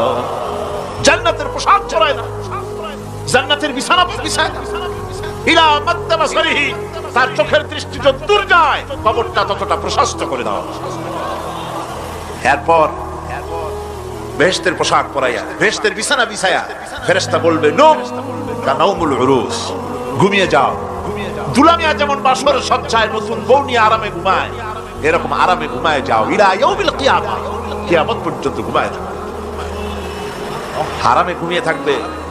এরপরে সিংগায় ফুৎকার হবে, সিংগার ফুৎকারের আওয়াজে তার ঘুম ভেঙে যাবে। বলবে ইয়া ওয়াইলানা মান বা'সানা মিন মারকাদিনা, হায় আফসোস, আমার এত আরামের ঘুম থেকে কে আমাকে জাগ্রত করলো, আমার ঘুমটারে নষ্ট করলো কে? আওয়াজ আসবে হাযা মা ওয়াদার রহমান ওয়া সাদাকাল মুরসালুন, এটা হচ্ছে রহমানের সেই ওয়াদা, আর মুরসালিনরা নবীরা সত্য কথাই বলেছিলেন, সেই কিয়ামত অনুষ্ঠিত হচ্ছে। আমার বন্ধুগণ, সেজন্য এই দুনিয়ার মোহে পড়ে থাকলে পরে দুনিয়ায় যারা অগ্রাধিকার দিবে দুনিয়াকে পরকালের তুলনায়, জবাব দিতে পারবে না কবরের ভিতরে গিয়া। আর যারা পরকালকে অগ্রাধিকার দিবে, দুনিয়ার চাইতে পরকালকে বেশি অগ্রাধিকার দেবে, আর আল্লাহর ভয় কলিজার ভিতরে রাখবে, কবরের জবাব সঠিকভাবে দিতে পারবে, কিয়ামতের দিন আল্লাহ রাব্বুল আলামিন তাদের জন্য জান্নাত দান করবেন। জোরে বলেন আমিন। দুনিয়াটা হচ্ছে দুনিয়া যেখানে আমরা আছি। আমি আগেই বলেছি দুনিয়া হচ্ছে আদনা শব্দ থেকে এর উৎপত্তি হয়েছে। তুচ্ছ, নিকৃষ্ট, এটার দাম নাই, এটার মূল্য নাই। হযরত ইবনে কাইয়িম রাহিমাহুল্লাহ নওয়ারাল্লাহু মারকাদাহু ওয়া জাআলাল জান্নাতা মাসওয়াহু, হযরত ইবনে কাইয়িম তিনি বলছেন, সুন্দর করে বলছেন দুনিয়া সম্পর্কে, মা মাদা ফিদ দুনিয়া আহলামুন ওয়া মা বাকিয়া মিনহা আমানি ওয়াল ওয়াক্তু বাইনাহুমা দাইউন। মা মাদা ফিদ দুনিয়া আহলামুন, জীবনের যে অংশ ফেলে এসেছি সেটা আজ একটা স্বপ্ন। ওয়া মা বাকিয়া মিনহা আমানি, আর জীবনের যে অংশ সামনে বাকি আছে সেটা এখন একটা আকাঙ্ক্ষা। ওয়াল ওয়াক্তু বাইনাহুমা দাইউন, আর এর মাঝখান থেকে সময় সব চলে যাচ্ছে। কত বড় কথা চিন্তা করেছেন? জীবনের যে অংশ ফেলে এসেছি তা আজকে স্বপ্ন, তা আজ কি বলেন? স্বপ্ন। আর সামনে যা আছে সেটা আকাঙ্ক্ষা, আর মাঝখান থেকে সময় সব চলে যাচ্ছে। এরপরে তিনি বলছেন ওয়া মাইয়া সাহাবি দুনিয়া ইয়াকুন মিসলা কাবিদিন আলাল মাই খালাতুহু ফুরুজুল আসাবিঈ। দুনিয়াদারের অবস্থা হচ্ছে এই, কেউ যদি দুই হাতে পানি খামসায় ধরে, দুই হাতে কি ধরছে বলেন? দুই হাতে পানি খামসায় ধরেছে, খুব মজবুত করে ধরেছে, 2 মুঠ পানি। বলেন থাকবে কতটুকু? কতটুকু থাকবে? এক ফোঁটাও থাকবে, কারণ তার আঙ্গুলের ফাঁক তার সাথে খেয়ানত করবে, আঙ্গুলের ফাঁক দিয়া পানিগুলি সব বেরিয়ে চলে যাবে। সুতরাং দুনিয়া যারা চায় তারা ঠিক পানি খামসায় ধরলে পানি যেমন হাতের ভেতর থেকে খেয়ানত করে চলে যায়, যারা দুনিয়া চায় দুনিয়াও তাদেরকে এভাবে ফাঁকি দিয়ে চলে যায়। তবুও দুনিয়ার মায়া মানুষের এত বেশি। আল্লাহর নবী বলেন লাউ কানা লি ইবনি আদম ওয়াদিন মিন যাহাবিন লাহাব্বা ইয়াকুনা লাহু সানিন, এই পৃথিবীতে যদি কাউকে একটা মাঠ ভরে যদি সোনা দেওয়া যায়, লোকটা বলবে রব্বুল আলামিন, আমি যদি আরেকটা মাঠ এরকম সোনা ভরা পেতাম, দ্বিতীয় আরেকটা মাঠ দেওয়া হলে আবার বলবে যদি তৃতীয় আরেকটা মাঠ সোনা ভরে যদি পেতাম। নবীজি বলেন ওয়ালা ইয়ামলাউ জাওফু ইবনু আদামা ইল্লা তুরাব। করতে হবে আখিরাতে জবাবদিহিমূলক জীবনযাপন করতে হবে। আপনি ব্যবসা করবেন, ওজনে কম দিতে পারবেন না, আপনি খাদ্যে ভেজাল দিতে পারবেন না, চুরি করতে পারবেন না, ডাকাতি করতে পারবেন না, জেনা করতে পারবেন না, বদমাশি করতে পারবেন না, মদ খেতে পারবেন না, সন্ত্রাসী হতে পারবেন না, হাইজ্যাকার হতে পারবেন না, চাঁদাবাজ হতে পারবেন না, মুনাফাখোর হতে পারবেন না, আপনি চোরা কারবারি হতে পারবেন না, ঘুষখোর হতে পারবেন না, সুদখোর হতে পারবেন না। এই সব কাজ পরকালকে বিশ্বাস করলেই এই সমস্ত কাজ থেকে মানুষ বিরত থাকতে পারে। কথা ঠিক কিনা? এটাই হচ্ছে। সুতরাং এই পৃথিবী থাকবে না, এটা কি চিরকাল থাকবে না? এর একটা পরিসমাপ্তি ঘটবে। যেমন করে সারা বছর লেখাপড়া করার পর কলেজে, বিশ্ববিদ্যালয়, মাদ্রাসায়, হাই স্কুলে, সব জায়গায় সারা বছর লেখাপড়া করার পর যেমন পরীক্ষা দেওয়ার একটা দিন আসে, সারা বছর ব্যবসা করার পর হিসাব নিকাশ করার যেমন একটা সময় আসে, সারা মাস চাকরি করার পর বেতন পাওয়ার যেমন একটা দিন আসে, সারা জীবন চাকরি করার পর পেনশন পাওয়ার যেমন একটা সময় আসে, অনুরূপ ভাবে এই দুনিয়া যেদিন শেষ হয়ে যাবে, আল্লাহ নির্ধারিত সময় শেষ হয়ে যাওয়ার পর একটা সময় আসবে যখন আল্লাহ রব্বুল আলামিন সব শেষ করে দিবেন, লন্ডভন্ড হয়ে যাবে, কিছুই থাকবে না। কোরআনে কারীম আল্লাহ সব বলেছেন, কোরআনে সব আল্লাহ বলে দিয়েছেন। আল্লাহ পাক বলেন এই পৃথিবীর সব কেমন ভাবে ধ্বংস হবে তার চিত্র আল্লাহ পাক কোরআনে কারীমে তুলে ধরেছেন। ইযাস সামাউ ফাতারাত ওয়া ইযাল কাওয়াকিবু তাসারাত ওয়া ইযাল বিহারু ফুজ্জিরাত ওয়া ইযাল কুবুরু বু'সিরাত। যখন আকাশসমূহ দীর্ঘ বিদীর্ণ হয়ে যাবে, তারকাগুলি বিক্ষিপ্ত হয়ে ছিটকে পড়বে, আর সমুদ্রগুলি উচ্ছ্বসিত হয়ে পড়বে, কবরগুলি সব তার ভেতরে যা আছে উদ্গীরণ করে দেবে, তারকাগুলি স্থিমিত হয়ে যাবে। এরপরে সমস্ত আকাশগুলি কিতাবের পৃষ্ঠার মতো একটার পরে একটা ঠাস ঠাস করে পড়তে থাকবে, চূর্ণ বিচূর্ণ হয়ে ভেঙে চুরে একাকার হয়ে যাবে। পাহাড়গুলিকে উড়িয়ে দেওয়া হবে, চন্দ্র এবং সূর্য একাকার হয়ে। আল্লাহ রাব্বুল আলামিন বলেন ফাইদা বারিকাল বাসারু ওয়া খাসাফাল কমারু ওয়া জুমিআশ শামসু ওয়াল কমার। চক্ষু যখন বিস্ফারিত হয়ে যাবে, চাঁদ যখন তার আলো হারিয়ে ফেলবে, সূর্য যখন তার আলো হারিয়ে ফেলবে, চাঁদ আর সূর্য সব একাকার হয়ে যাবে, সেই সময়ের অবস্থাটা কি চিন্তা করো। মানুষ হয়রান হয়ে দৌড়াদৌড়ি করবে। وحملت الأرض والجبال فدكتا دكة واحدة। জমিন এবং পাহাড়গুলির মধ্যে আল্লাহ রাব্বুল আলামিন সংঘর্ষ বাঁধিয়ে দিবেন, পাহাড়গুলি ভেঙে চুরে টুকরা টুকরা হয়ে যাবে, পাহাড়গুলি উঁচু করে জমিনের উপরে আছাড় মেরে আল্লাহ রাব্বুল আলামিন ভেঙে চুরে চুরমার করে দিবেন। সুবহানাল্লাহ, সুবহানাল্লাহ। ওয়া তাকুনুল জিবালু কালইহনিল মানফুশ। পাহাড়গুলো পেঁচা ধোনা তুলার মতো করে উড়িয়ে দেওয়া হবে, পাহাড় উড়ে যাবে। সুবহানাল্লাহ। পাহাড় পাথরের তৈরি করা পাহাড়, এই পাহাড়গুলি তুলার মতো হয়ে উড়বে কিভাবে? আমি এই দৃশ্য নিজের চোখে কিছুটা হলেও দেখছি। আজ থেকে 10 দিন আগে আমি ইতালি সফর করে এসেছি। ইতালির রাজধানী রোম। রোম প্রাচীন সভ্যতার লালন ভূমি। কোরআনে কারিমে সূরায়ে রোম রয়েছে, এই রোম সেই রোম। এখানের বাদশার কাছে রাসূল করিম সাল্লাল্লাহু আলাইহি সাল্লাম হেরাক্লিয়াসের কাছে চিঠি পাঠিয়েছিলেন, সেই রোম। 12 থেকে 15 হাজারের মতো বাংলাদেশি মুসলমান সেখানে আছে।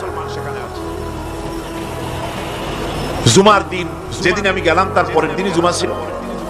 জুমার নামাজ পড়লাম ভ্যাটিকানের কাছেই বিশাল মসজিদ, ইউরোপের ভিতরে সবচেয়ে বড় মসজিদ এটা। রোম ইসলামের দুশমনদের রাজধানী। সেইখানে যখন আযান হচ্ছে আশহাদু আন্না মুহাম্মাদার রাসূলুল্লাহ, আমার অনুভূতির কথা আপনাদেরকে বোঝাতে পারবো না, কি অনুভূতির সৃষ্টি হয়েছে আমার ভেতরে। ভ্যাটিকানের পোপ এক পাশে, কিছু দূরেই ভ্যাটিকান, ওটা হচ্ছে গোটা পৃথিবীর সমস্ত খ্রিস্টানদের কাবা ভ্যাটিকান, তার পাশেই বিশাল মসজিদ, সেখানে নামাজ পড়লাম। চিন্তার ভেতরে আসিল আল্লাহ রাব্বুল আলামিন তার হাবিবের নাম, তার তাওহীদ, তার রিসালাতকে কিভাবে বিশ্বময় ছড়িয়ে দিলেন। আবু জাহেল চাইছিল মুহাম্মদ সাল্লাল্লাহু আলাইহি ওয়াসাল্লামকে স্তব্ধ করে দেবে মক্কার জীবনে। কত বদনাম, সাহের, কাহেন, কাযযাব, শায়ের, নাউযুবিল্লাহি মিন যালিক, কত গালাগালি করলো। আর আল্লাহ শুনালেন, হাবিব চিন্তার কোনো কারণ নাই, ওয়ারাফা'না লাকা যিকরাক, আমি আপনার প্রশংসা বিশ্বময় ছড়িয়ে দেব। সুবহানাল্লাহ ওয়া বিহামদিহি। রোম প্রোগ্রাম শেষ করে আমাকে তারা নিয়ে গেল, যেটা আমি বলছি সফর কাহিনী শোনাবার সময়টা না, যেহেতু এর সঙ্গে প্রাসঙ্গিক সেজন্য বলছি। পাহাড় কেমনে তুলার মতো হয়ে উঠবে তার নজির দেখেছি। রোম শহর থেকে 300 মাইল দূরে, 300 কিলোমিটার দূরে নেপোলিয়ান বোনাপার্ট তার বাড়ি, এবং ওটা তার নামে একটা প্রভিন্স। ভূমধ্য সাগরের পারে ভিসুভিয়াস, পৃথিবীর সবচাইতে বড় আগ্নেয়গিরি, সেটা দেখাতে নিয়ে যাওয়া হলো আমাকে। যে পাহাড়টা পৃথিবীর মাটি থেকে তার চূড়া হচ্ছে 3 মাইল উঁচু, এর 2 মাইল গাড়িতে করে ঘুরে ঘুরে যাওয়া যায়, এরপর আর গাড়িতে যাওয়া যায় না, বাকিটুকুন যেতে হবে হেঁটে হেঁটে। পাহাড়ের উপরে অক্সিজেন কম, বেশ কষ্ট হচ্ছিল উঠতে। জীবনে প্রথম পাহাড়ে চড়েছি জাবালে নূর, রাসূল করিম সাল্লাল্লাহু আলাইহি ওয়াসাল্লামের উপরে যেখানে ওহী হয়েছিল সর্বপ্রথম। পাহাড় চড়ার একটা অভিজ্ঞতা ওখান থেকে আমার কিছুটা হয়েছিল। খুব কষ্ট হলো বাকি 1 মাইল উঠতে। যখন ভিসুভিয়াসের একদম শীর্ষে চলে গেছি, সেখানে গিয়ে আমার সাথে 15-20 জন লোক ছিল। আমি নিজে আল্লাহু আকবার বলে আমার গলা থেকে আওয়াজ বেরিয়ে গেল।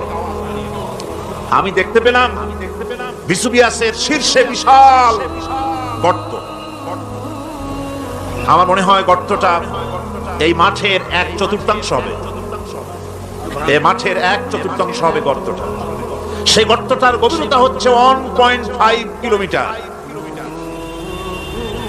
এইখান থেকে পাথরগুলি উত্থিত হয়েছে, আগ্নেয়গিরি পাথর আগুনে গলে লাভা হয়ে এগুলি পাহাড় বেয়ে উপচে পড়েছে, চতুর্দিকে 12 মাইল ছড়িয়ে গিয়েছে।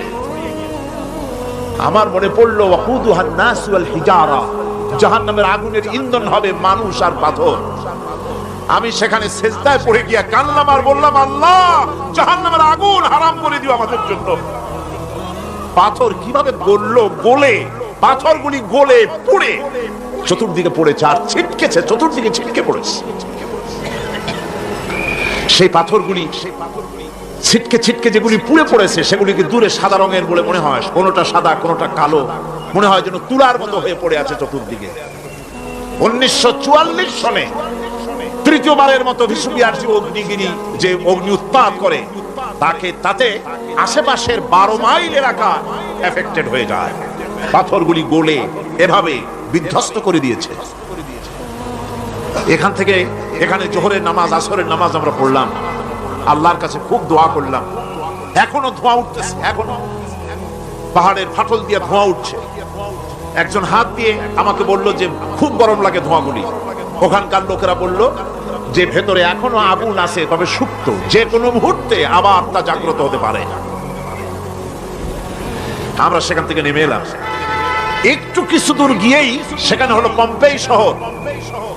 এই পম্পেই শহরটা হচ্ছে ঈসা আলাইহিস সালামের জন্মের 2000 বছর আগে এই শহর তৈরি হয়।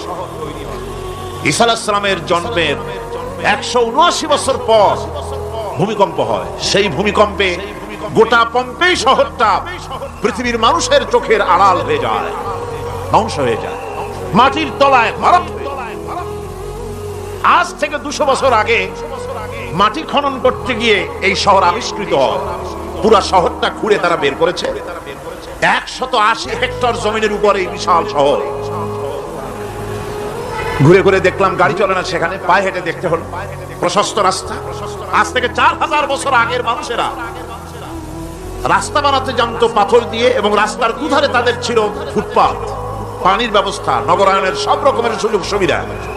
তারপরে সেখানে বিচারালয়, এরপরে দোকানপাট, বাজার ঘাট, সবকিছুর ব্যবস্থা রয়েছে।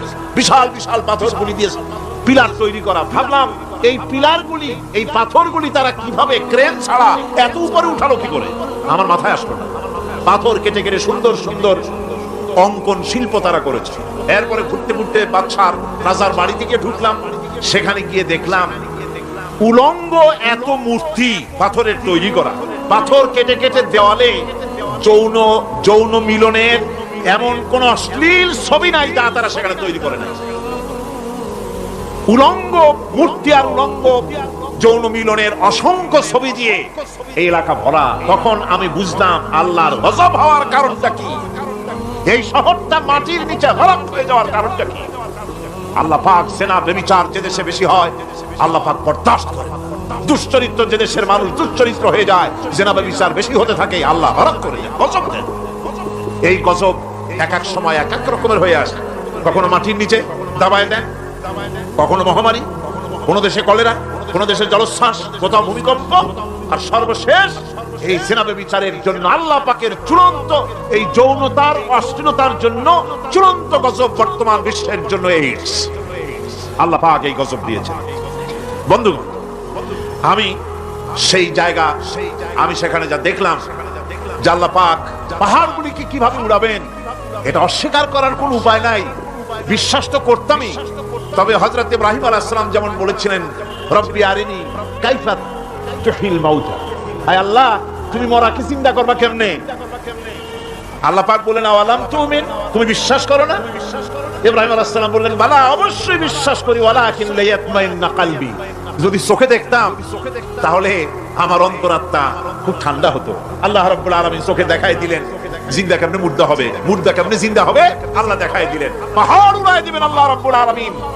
একথা কলিজার মধ্যে এটার উপর ঈমান বিশ্বাস, কিন্তু আল্লাহ চোখে দেখাইছেন, ঈমান আরো মজবুত হয়েছে, যা ছিল আরো মজবুত হয়েছে। সুবহানাল্লাহ। আল্লাহর ভয়তে কলিজা কেঁপেছে। আমি পাহাড়ের উপরে কেঁদেছি, দাঁড় হয়ে কেঁদেছি। বন্ধুগণ, আল্লাহ সুবহানাহু ওয়া তাআলা এই জন্য বলেছেন কুল সিরু ফিল আরদ, আমার জমিন ঘোরো, ভালো করে দেখো, কাইফা কানা আকিবাতুল মুকাজ্জিবিন, মহাসত্যকে যারা অস্বীকার করেছে তাদের পরিণতি আমি কি করে দিয়েছি, এগুলি চোখে ভালো করে তাকায় দেখো। আমার বন্ধুগণ, সুতরাং এই পৃথিবীর অবসান হবে, এই পৃথিবী ধ্বংস হবে, এই পৃথিবী চূড়ান্ত ভাবে শেষ হয়ে যাবে। হ্যাঁ, আরেকটি কথা বলতে হয়, সেটা হচ্ছে যে এই রোম থেকে আরেকটু দূরে 900 মাইল দূরে হচ্ছে সিসিলি, 900 মাইল দূরে। সেখানে এই সিসিলি মুসলমানেরা শাসন করেছিল 350 বছর।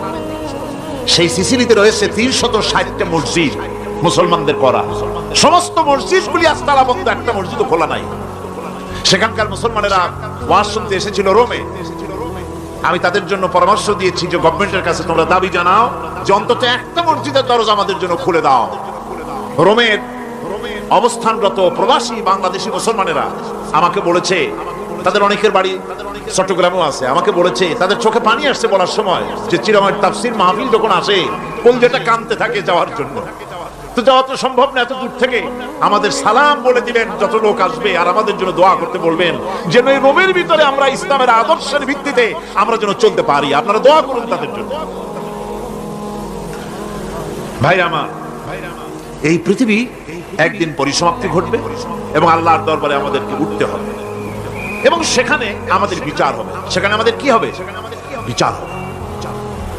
আল্লাহ পাক বিচারটাকে নির্ভুল করার জন্য, সঠিক করার জন্য প্রত্যেকের গলায় আমলনামা ঝুলাই রাখছে, এখানে রেকর্ডের ব্যবস্থা করা হয়েছে।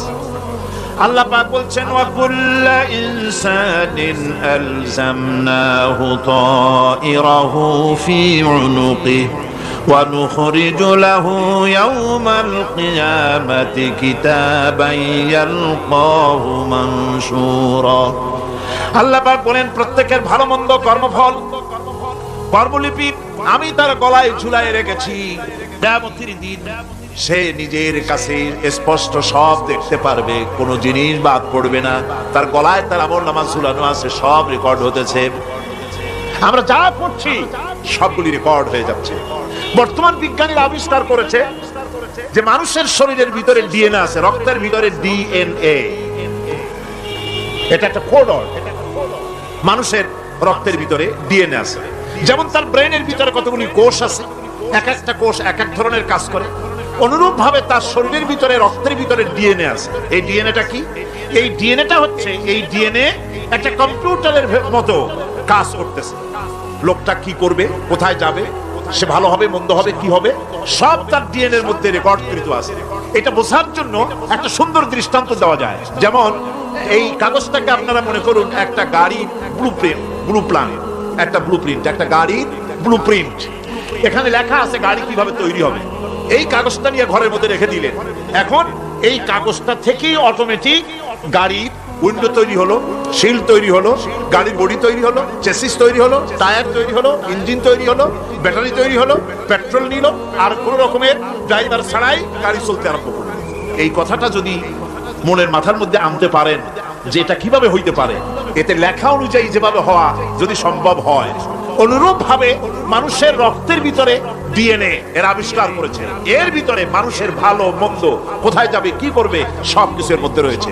কোরআনে কারিমে আল্লাহ রাব্বুল আলামিন, আমি গত বছরও বলছিলাম যে বিজ্ঞানের আবিষ্কার যত বাড়বে কোরআন বোঝা মানুষের জন্য তত সহজ হবে। সুবহানাল্লাহ। কোরআন বোঝা মানুষের জন্য তত সহজ হবে। সুতরাং মানুষের গলার সাথে আল্লাহ পাক বলছেন যে একটা আমলনামা আমি ঝুলাই দিয়েছি তার গলার সাথে, সে যা করতেছে ওখানে সব লিপিবদ্ধ হচ্ছে, কম্পিউটারাইজড, কম্পিউটারের মতো এগুলি সব গ্রহণ করতেছে। এগুলি কিয়ামতের দিন তার সামনে হাজির করা হবে। কিয়ামতে যখন আমলনামা তার সামনে দিয়ে বলা হবে, ইকরা কিতাবাকা কাফা বিনাফসিকাল ইয়াওমা আলাইকা হাসিবা, তাকে বলা হবে নিজের কর্মলিপি নিজেই পড়ো, আজ তুমি তোমার নিজের হিসাব নিতে যথেষ্ট।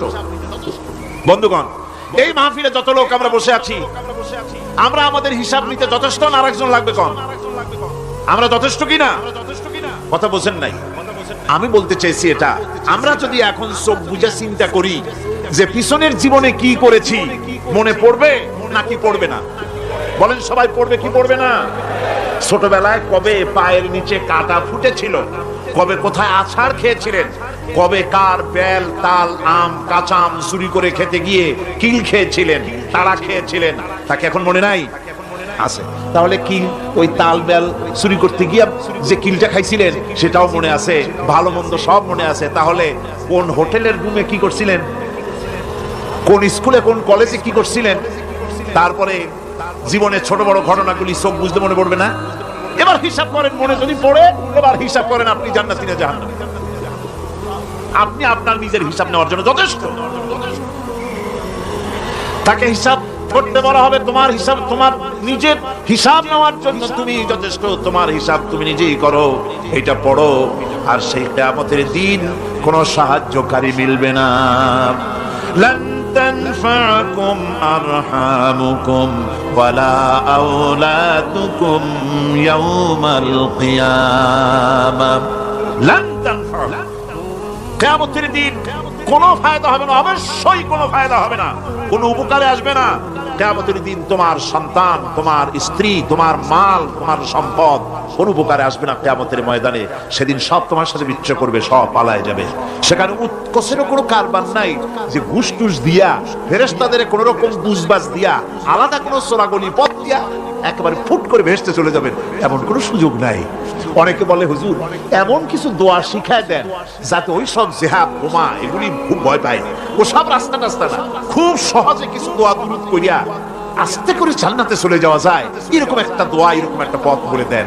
আমি বলি ভাই, এরকমের কোন চোরাগলি আমার রাসূল আবিষ্কার করতে পারেন নাই, আল্লাহর পয়গম্বরের এই ধরনের পথ, কোন পথ আবিষ্কার করতে পারেন নাই।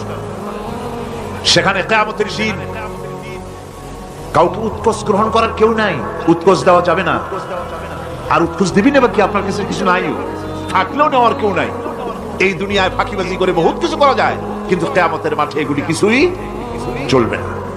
اليوم لا ينفع مال ولا بنون। কিয়ামতের দিন ধন সন্তান সন্ততি আর সম্পদ কোনো কাজে লাগবে না। সেদিন শুধু আমল যদি ভালো হয় কাজে লাগবে, আমল খারাপ হবে সব শেষ হয়ে যাবে। আল্লাহ রাব্বুল আলামিন নবীজিকে ডেকে বলেছেন, নবী আপনি বলেন, কুল মা কুনতু বিদআম মিনার রাসূল, আপনি বলুন আমি কোন নতুন রাসূল নই, আমার আগে অনেক নবী রাসূল পৃথিবীতে এসেছেন, তারা বিদায় হয়ে গেছেন। আমি জানি না কিয়ামতের দিন আল্লাহ রাব্বুল আলামিন আমার সাথে কি ব্যবহার করবেন, আর আমি এও জানি না যে কিয়ামতের দিন আল্লাহ পাক তোমাদের সাথে কি ব্যবহার করবেন। এই আয়াত নাযিল হওয়ার পর আল্লাহর হাবিব তার মেয়েকে ডাকলেন, জামাইকে ডাকলেন, নাতিদেরকে ডাকলেন, আহলে বাইতদেরকে ডাকলেন, আর বললেন, ও আমার মেয়ে কলিজার টুকরা ফাতেমা গো শোনো, কেবলমাত্র আয়াত নাযিল হয়ে গেল, আল্লাহ পাক আমাকে শোনাচ্ছেন কিয়ামতের দিন আমি জানি না আমার সঙ্গে কি ব্যবহার করা হবে, আর এও জানি না যে তোমাদের সাথে কি ব্যবহার করা হবে। ও আমার কলিজার টুকরা মেয়ে ফাতেমা, কিয়ামতের দিন মুহাম্মদ সাল্লাল্লাহু আলাইহি সাল্লামের মেয়ে এই হিসাবে তোমার নাজাতের ফয়সালা হবে না। ও আমার কলিজার টুকরা নাতি হাসান আর হোসেন, কিয়ামতের দিন মুহাম্মদ সাল্লাল্লাহু আলাইহি সাল্লামের নাতি হিসাবে ফয়সালা হবে না। ও আমার জামাই হযরতে আলী, কিয়ামতের দিন আমার জামাই হিসাবে নাজাতের ফয়সালা হবে না। আমল যদি ভালো হয় ফয়সালা ভালো হবে, জান্নাতে চলে যাবে। আমল যদি খারাপ হয় কার নাতি কার জামাই দেখা হবে না। সুবহানাল্লাহ, কঠিন কিয়ামতের মাঠ। এই পরকালের বিশ্বাস যদি কলিজার মধ্যে ঢোকে মানুষ ভালো হয়ে যাবে। কোন সুবহানাল্লাহ। আপনারা কোন মানুষের চরিত্র ভালো কি পুলিশে বানাইতে পারবে? আপনাদের দৃষ্টিতে পারবে? কথার জবাব যে দিলেন না। পুলিশে কি মানুষের চরিত্র ভালো বানাইতে পারবে? পুলিশের চরিত্র ভালো বানাবে কেটা? সেটাই তো কথা।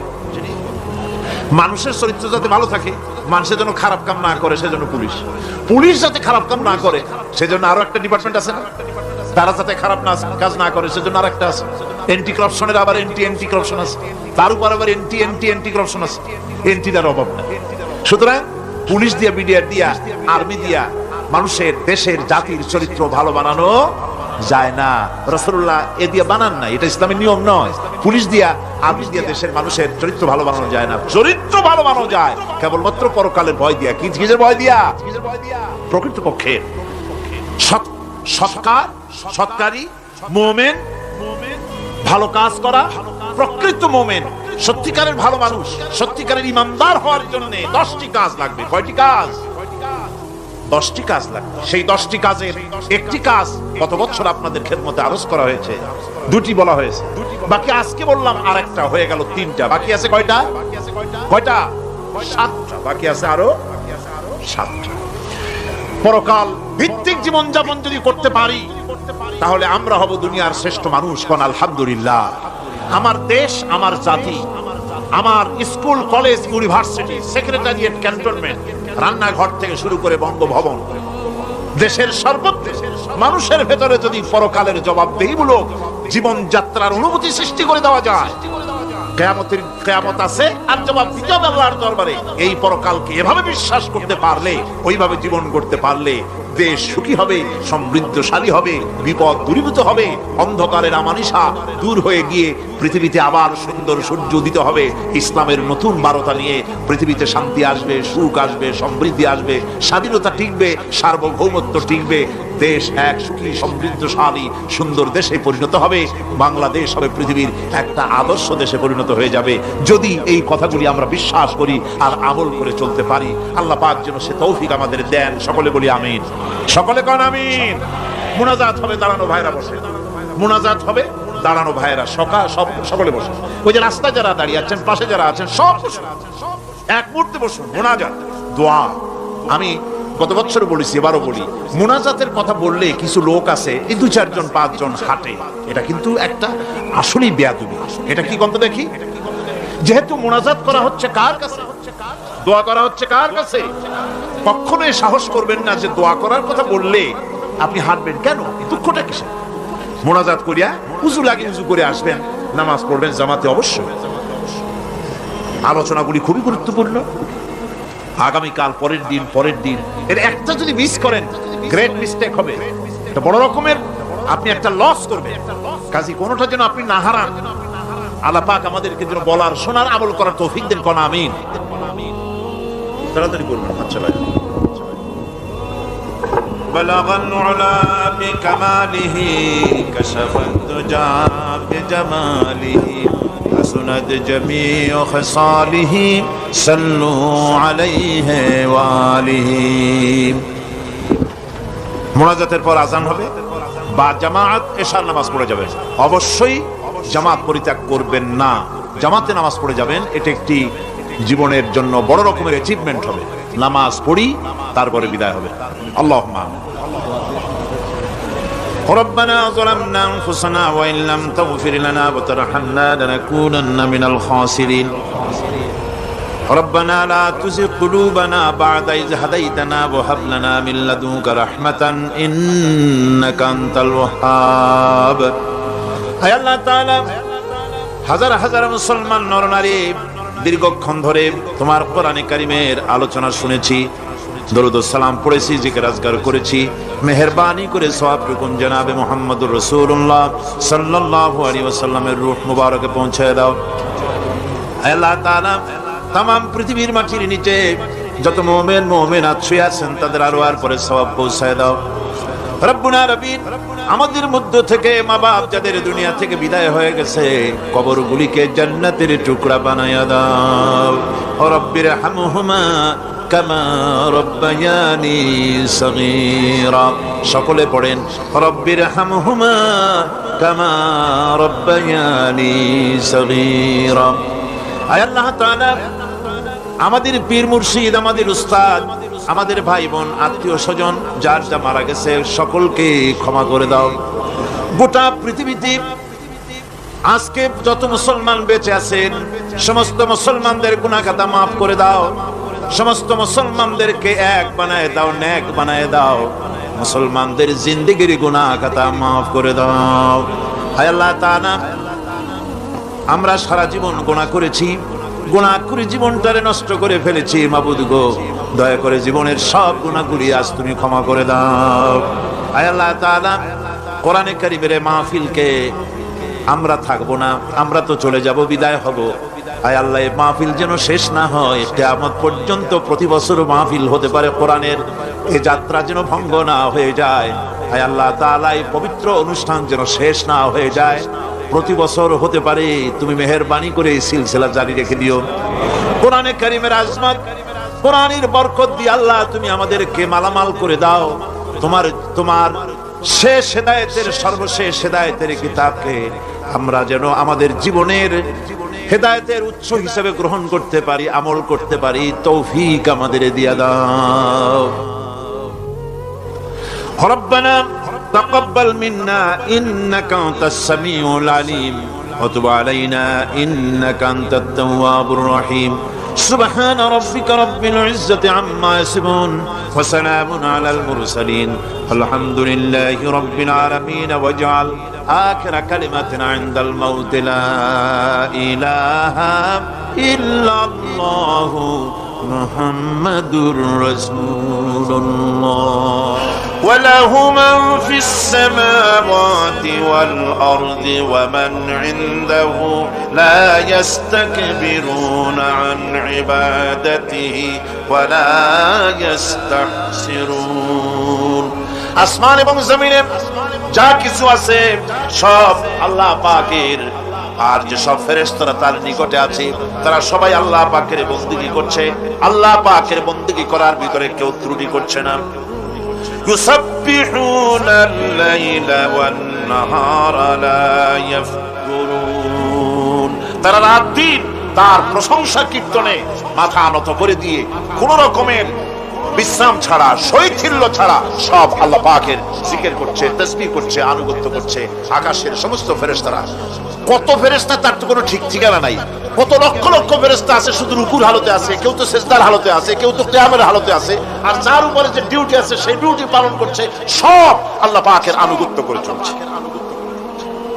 এভাবে করে আল্লাহ পাক বলছেন যে আমার আনুগত্য এবং আমার তাসবিহ, আমার গুণকীর্তন করার জন্য সবাই এর মধ্যে ব্যস্ত আছে। ইউসাব্বিহু লিল্লাহি মা ফিস সামাওয়াতি ওয়া মা ফিল আরদ আল মালিকিল কুদ্দুসিল আজিজিল হাকীম। ইউসাব্বিহু লিল্লাহি, তাসবিহ পড়ছে, সাব্বাহা ইউসাব্বিহু তাসবিহান, তাসবিহ পড়েছে, তাসবিহ পড়ছে, তাসবিহ পড়বে। কিয়ামত পর্যন্ত যা কিছু আছে আকাশে, যা কিছু আছে জমিনে, যা কিছু আছে মাঝখানে, সব তাসবিহ পড়ছে কার? আল্লাহ পাকের জিকির করছে, তাসবিহ করছে। হযরত ইউনূস আলাইহিস সালাম মাছের পেটে যখন ঢুকে পড়েছিলেন, যখন নিজের জীবন সম্পর্কে হতাশ হয়ে গিয়েছিলেন, তখন তিনি শুনতে পাচ্ছিলেন চতুর্দিকে যে সমস্ত জলচর প্রাণী আছে, হাত্তাকে সমুদ্রের তলদেশের, দরিয়ার তলদেশের বালু কণা, পাথরের নুড়ি, শৈবাল, সবকিছু থেকে আল্লাহ পাকের জিকির হচ্ছে। ভিতর থেকে আওয়াজ আসতেছে, আল্লাহ আল্লাহ আল্লাহ আল্লাহ আল্লাহ আল্লাহ আল্লাহ আল্লাহ আল্লাহ। জোরে বলেন আল্লাহ আল্লাহ আল্লাহ আল্লাহ আল্লাহ আল্লাহ আল্লাহ। হযরত ইউনূস আলাইহিস সালাম তখন বললেন, লা ইলাহা ইল্লা আনতা সুবহানাকা ইন্নী কুনতু মিনাজ জালিমিন। লা ইলাহা ইল্লা আনতা, তুমি ছাড়া কোনো ইলাহ নাই, আমি তোমার প্রশংসা করছি, আমি তোমার পবিত্রতা ঘোষণা করছি, আমি নিজের উপর জুলম করেছি। গাছপালা, তরুলতা সব তাসবিহ করছে, জিকির করছে কার? আল্লাহ পাক। এই জন্য রাসূল কারীম সাল্লাল্লাহু আলাইহি ওয়াসাল্লাম বলেছেন, গাছের পাতাটিও ছিল না, প্রয়োজন হলে গাছটা কেটে ফেলো, কিন্তু বিনা প্রয়োজনে গাছের পাতাও ছিল না, কারণ গাছের পাতা আল্লাহ পাকের জিকির করছে। কার জিকির করছে? গাছপালা, তরুলতা, কীট পতঙ্গ সব আল্লাহ পাকের তাসবিহ করছে, জিকির করছে। কোরআনে কারীম বলছে, ওয়ালিল্লাহি মুলকুস সামাওয়াতি ওয়াল আরদি ওয়া ইলাল্লাহিল মাসির। আকাশ মণ্ডল এবং জমিনের বাদশাহী আল্লাহ পাকের, এবং তারই কাছে আমাদের সকলকে ফিরে যেতে হবে। মালিক হচ্ছেন তিনি, আর তার তাসবিহ আকাশ জমিন, যা দেখতে পাই, যা দেখতে পাই না, এর মধ্যস্থিত যা কিছু আছে সব কিছুই আল্লাহ পাকের তাসবিহ গুণকীর্তনে সব নিরত আছে। অন্য আয়াতে আল্লাহ পাক বলেন, ওয়ালাহু মান ফিস সামাওয়াতি ওয়াল আরদি কুল্লুন লাহু কানিতুন। আসমান এবং জমিনে যা আছে তা সবই আল্লাহর নির্দেশের সামনে মাথা নত করে দিয়েছে।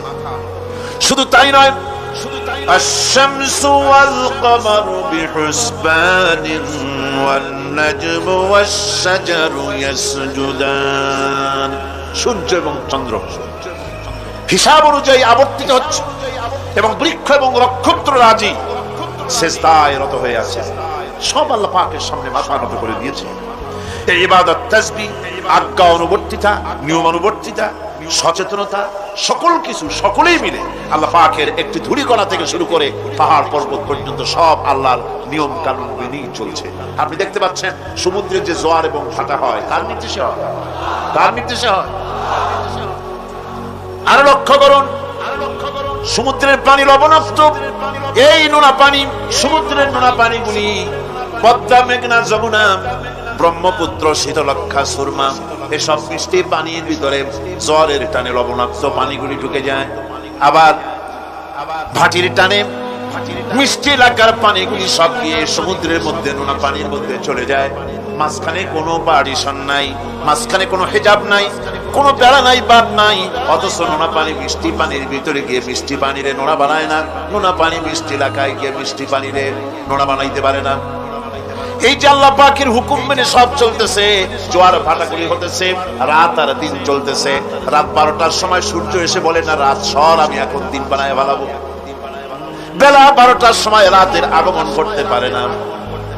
লাশ-শামসু ইয়ানবাগী লাহা আন তুদরিকাল কমারা ওয়ালাল লাইলু সাবিকুন নাহার ওয়া কুল্লুন ফি ফালাকি ইয়াসবাহুন।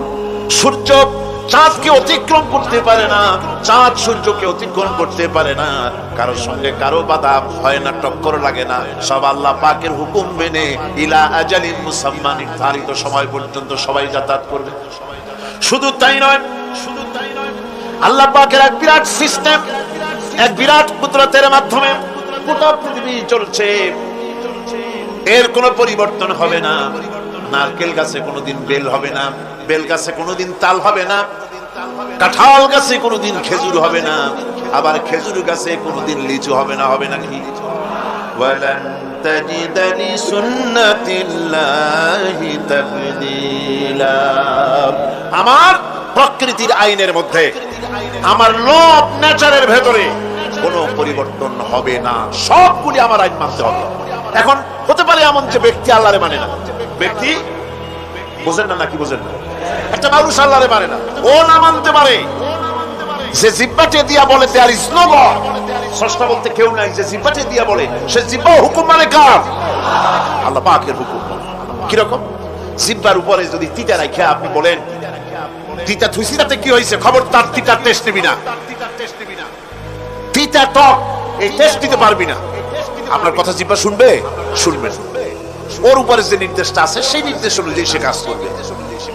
টয়লেটে গিয়ে আপনি না খেলে কবেন যে খবরদার, আমি একটা বিরাট অফিসার, অনেক টাকা পয়সার মালিক, অথবা বিরাট একটা মন্ত্রী টন্ত্রী কিছু একটা, সবাই আমার হুকুম মানে, তোকেও মানতে হবে, খবরদার দুর্গন্ধ যেন নাকের মধ্যে না ঢোকে, নাক আমি চাবি ধরতে পারবো না। শুনবে না কে? শুনবে। নাক হোক, কান হোক, চোখ হোক, মুখ হোক, প্রত্যেকটা অঙ্গ প্রত্যঙ্গ, এগুলি সব হুকুম মানে কার?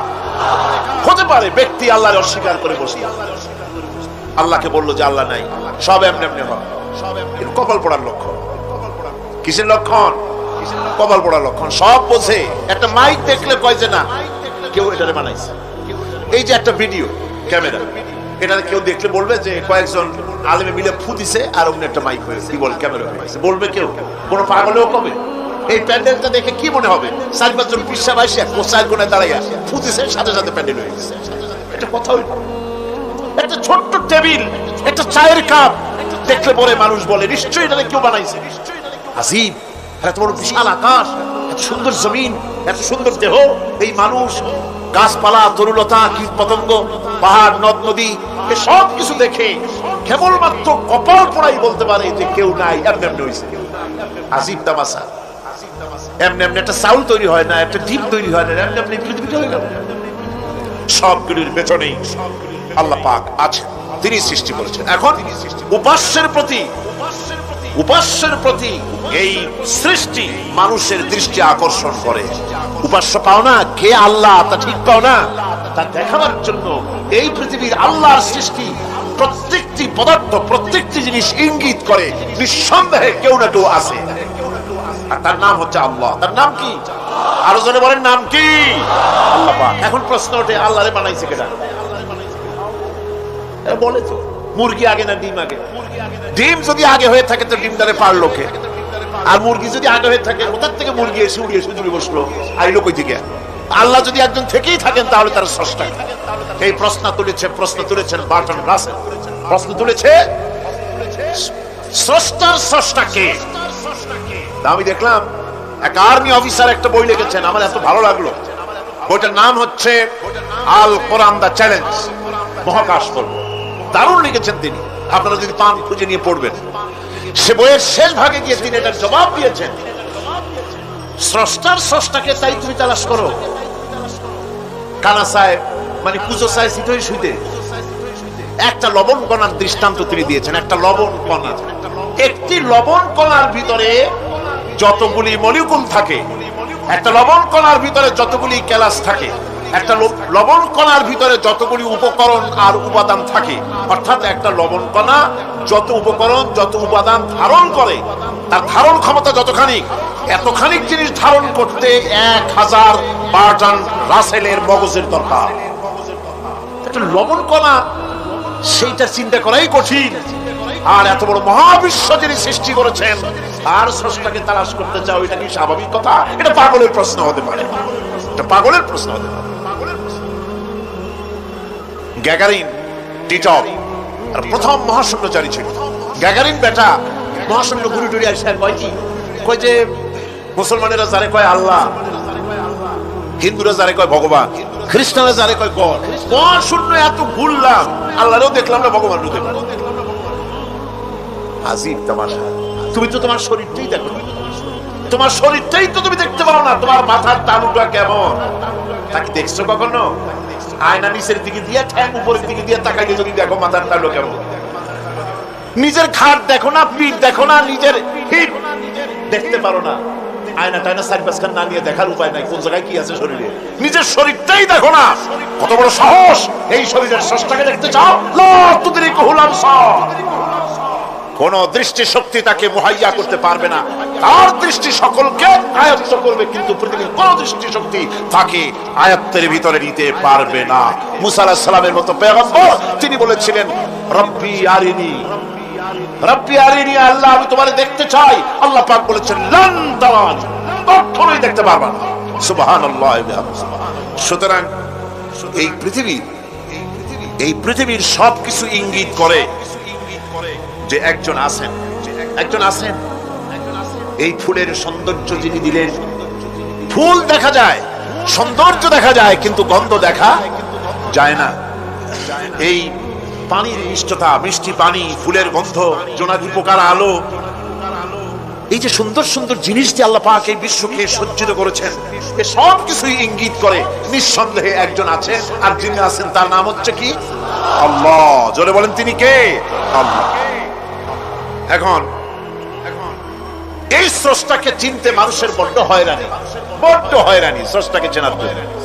এই স্রষ্টাকে খোঁজার জন্য, চেনার জন্য মানুষ শক্তি পূজা আরম্ভ করলো। ওই যে আমি আগে বলেছি, মানুষের মধ্যে একটা স্বাভাবিক প্রেরণা এই কারো না কারো সামনে মাথা নত করে দেবে। সেজন্য মানুষ, কেউ তো আগুনকে পূজা করলো, আগুনের ভিতরে শক্তি আছে বলে আগুনের সামনে মাথা নত করে দিল, পাহাড়ের সামনে মাথা নত করে দিল, মূর্তি বানায়া মূর্তির সামনে মাথা নত করলো, কাঠের মূর্তি, মাটির মূর্তি বানায়া তার সামনে মাথা নত করে দিল। এগুলির সামনে যদি তুমি মাথা নত করলে, এগুলি কি মাছির মতো একটা ছোট্ট প্রাণীও বানাতে পারবে? এই চ্যালেঞ্জ কার? আল্লাহ পাক। কোরআন শরীফে আল্লাহ পাক বলেছেন, নবী ওদের বলেন, ওরা কি মাছির মতো ছোট্ট একটা প্রাণী বানাতে পারবে? পারবে না। এমনকি ওদের সামনে যে খাদ্যগুলি রাখা হয়, মূর্তি বানায় সামনে যে খাদ্য রাখা হয়, এই খাদ্যের উপরে যদি মাছি পড়ে, খাবারগুলি উড়াই নিয়ে যায়, অথবা ওদের নাকের উপর এসে যদি মাছি এসে পড়ে, এই মাছিটাকে এতগুলা হাত সাথে একটা টোকা দিয়ে একটা মাছিকে উড়াই দিতে পারবে না। পারবে না।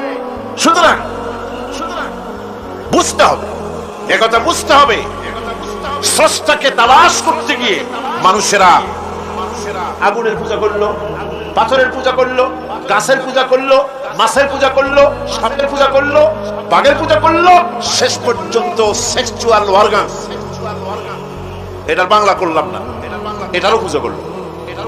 এটাকে একটা শক্তির প্রতীক মনে করে এটার সামনেও মাথা নত করে। বন্ধুগণ, মাটির পূজা করলো, জমিনকে নিজের মা মনে করে এটার পূজা করলো। অথচ আল্লাহ পাক পরিষ্কার করে বলে দিয়েছেন, লা ইলাহা ইল্লা আনা ফা'বুদুন, আমি ছাড়া কোনো ইলাহ নাই, আল্লাহ ছাড়া কোনো ইলাহ নাই। কোরআনে কারীম বলছে, ইন্নাল্লাযীনা তাদউনা মিন দুনিল্লাহি ইবাদুন আমসালুকুম। আল্লাহ পাক বলেন, আমাকে বাদ দিয়ে তোমরা যার সামনে মাথা নত করো, যার সামনে পূজা করো, অর্চনা করো, বন্দিগি করো, ওটা তোমার মতো আমার আরেকটি গোলাম। তুমি যেমন আমার গোলাম, ওটাও আমার গোলাম। একটু জোরে সরে জিকির করেন, লা ইলাহা ইল্লাল্লাহ, লা ইলাহা ইল্লাল্লাহ, লা ইলাহা ইল্লাল্লাহ, লা ইলাহা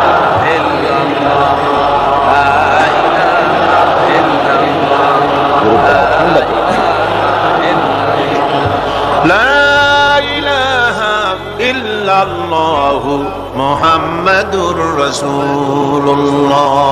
সুতরাং বোঝা যাচ্ছে আল্লাহ হচ্ছেন এক এবং একক। এই আল্লাহ সুবহানাহু ওয়া তাআলা তিনি বলছেন, আমাকে বাদ দিয়ে যার সামনে মাথা নত করো, ওরা আমার গোলাম। সূর্য কার গোলাম? চন্দ্র কার গোলাম? সাপ বলেন, বাঘ বলেন, আগুন বলেন, সব কার গোলাম? এগুলি সব কার কথা শোনে? আগুন যতই পূজা করেন, আগুনের মধ্যে আপনি পড়লে আগুন কি ছাড়বে? ছাড়বে না।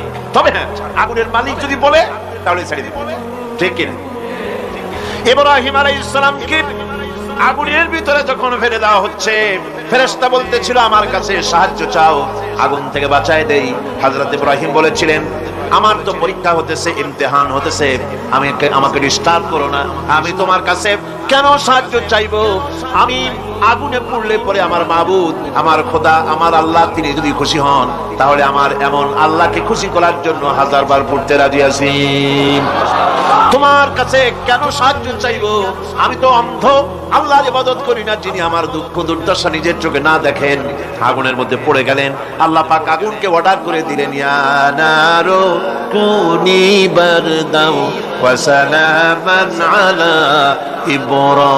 ইব্রাহিম। আগুন আমার ইব্রাহিমের জন্য ঠান্ডা হয়ে যা, শান্তিদায়ক ঠান্ডা হয়ে যা।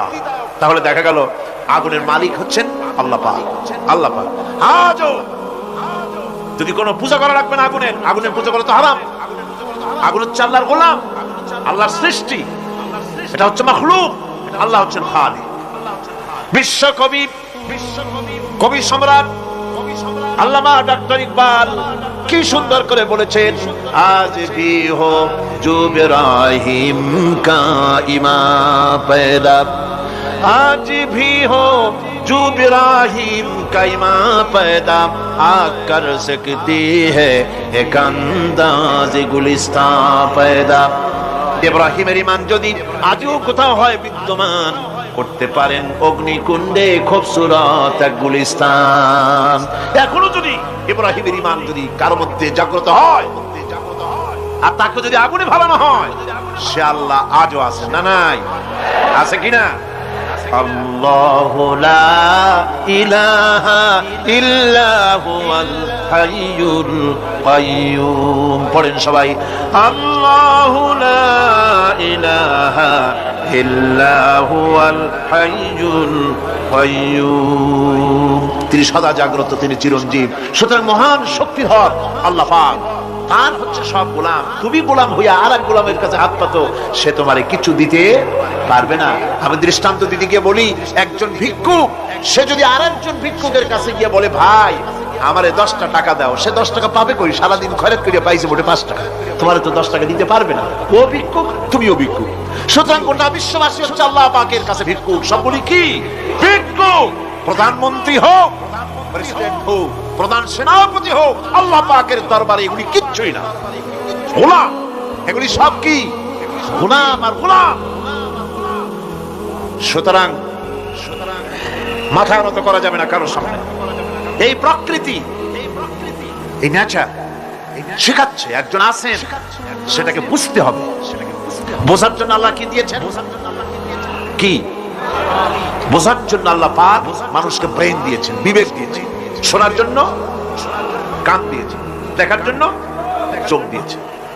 আল্লাহ পাক বলছেন, লাহুম কুলুবুন লা ইয়াফকাহুনা বিহা ওয়া লাহুম আয়ুনুন লা ইউবসিরুনা বিহা ওয়া লাহুম আযানুন লা ইয়াসমাউনা বিহা উলাইকা কাল আনআম বাল হুম আদাল উলাইকা হুমুল গাফিলুন। আমি যাদেরকে কান দিয়েছিলাম, কলব দিয়েছিলাম, বিবেক দিয়েছিলাম, বিবেক দিয়ে সব বুঝলো, কিন্তু আমারে বুঝলো না। বিবেক দিয়ে সব বুঝলো, বিবেক দিয়ে সমস্ত জিনিস, নিজের স্বার্থের জিনিসগুলি বুঝলো, কিন্তু আল্লাহকে বুঝলো না। কান দিয়েছিলাম শোনার জন্য, কান শুনলো, বাজে কথা শুনলো, সব শুনলো, কিন্তু হকের দাওয়াত তার কানের মধ্যে ঢুকলো না। হক বুঝলো না, হক শুনলো না, হক দেখলো না, সত্যকে চিনতে পারলো না।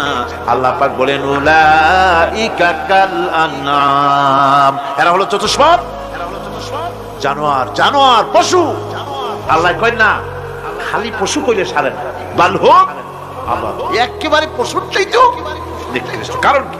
কারণ হলো পশু অবিশ্বাসী নয়, পশু অবিশ্বাসী নয়। পশু কাফের নয়, পশু মুশরিক নয়, পশু মুরতাদ নয়, পশু নাস্তিক নয়, ঠিক কিনা? সুতরাং পশুর চাইতেও খারাপ, পশুর চাইতেও খারাপ। পশু যেটা বোঝে তাও বোঝে না। পশু তো অন্তত মালিকের আনুগত্য করে, তার কথা শোনে, যার খায় তার কথা শোনে। কুত্তাটাও, কুকুরও যার খায় তার কথা শোনে, ঠিক কিনা গণ? অথচ আল্লাহ রাব্বুল আলামিন খেতে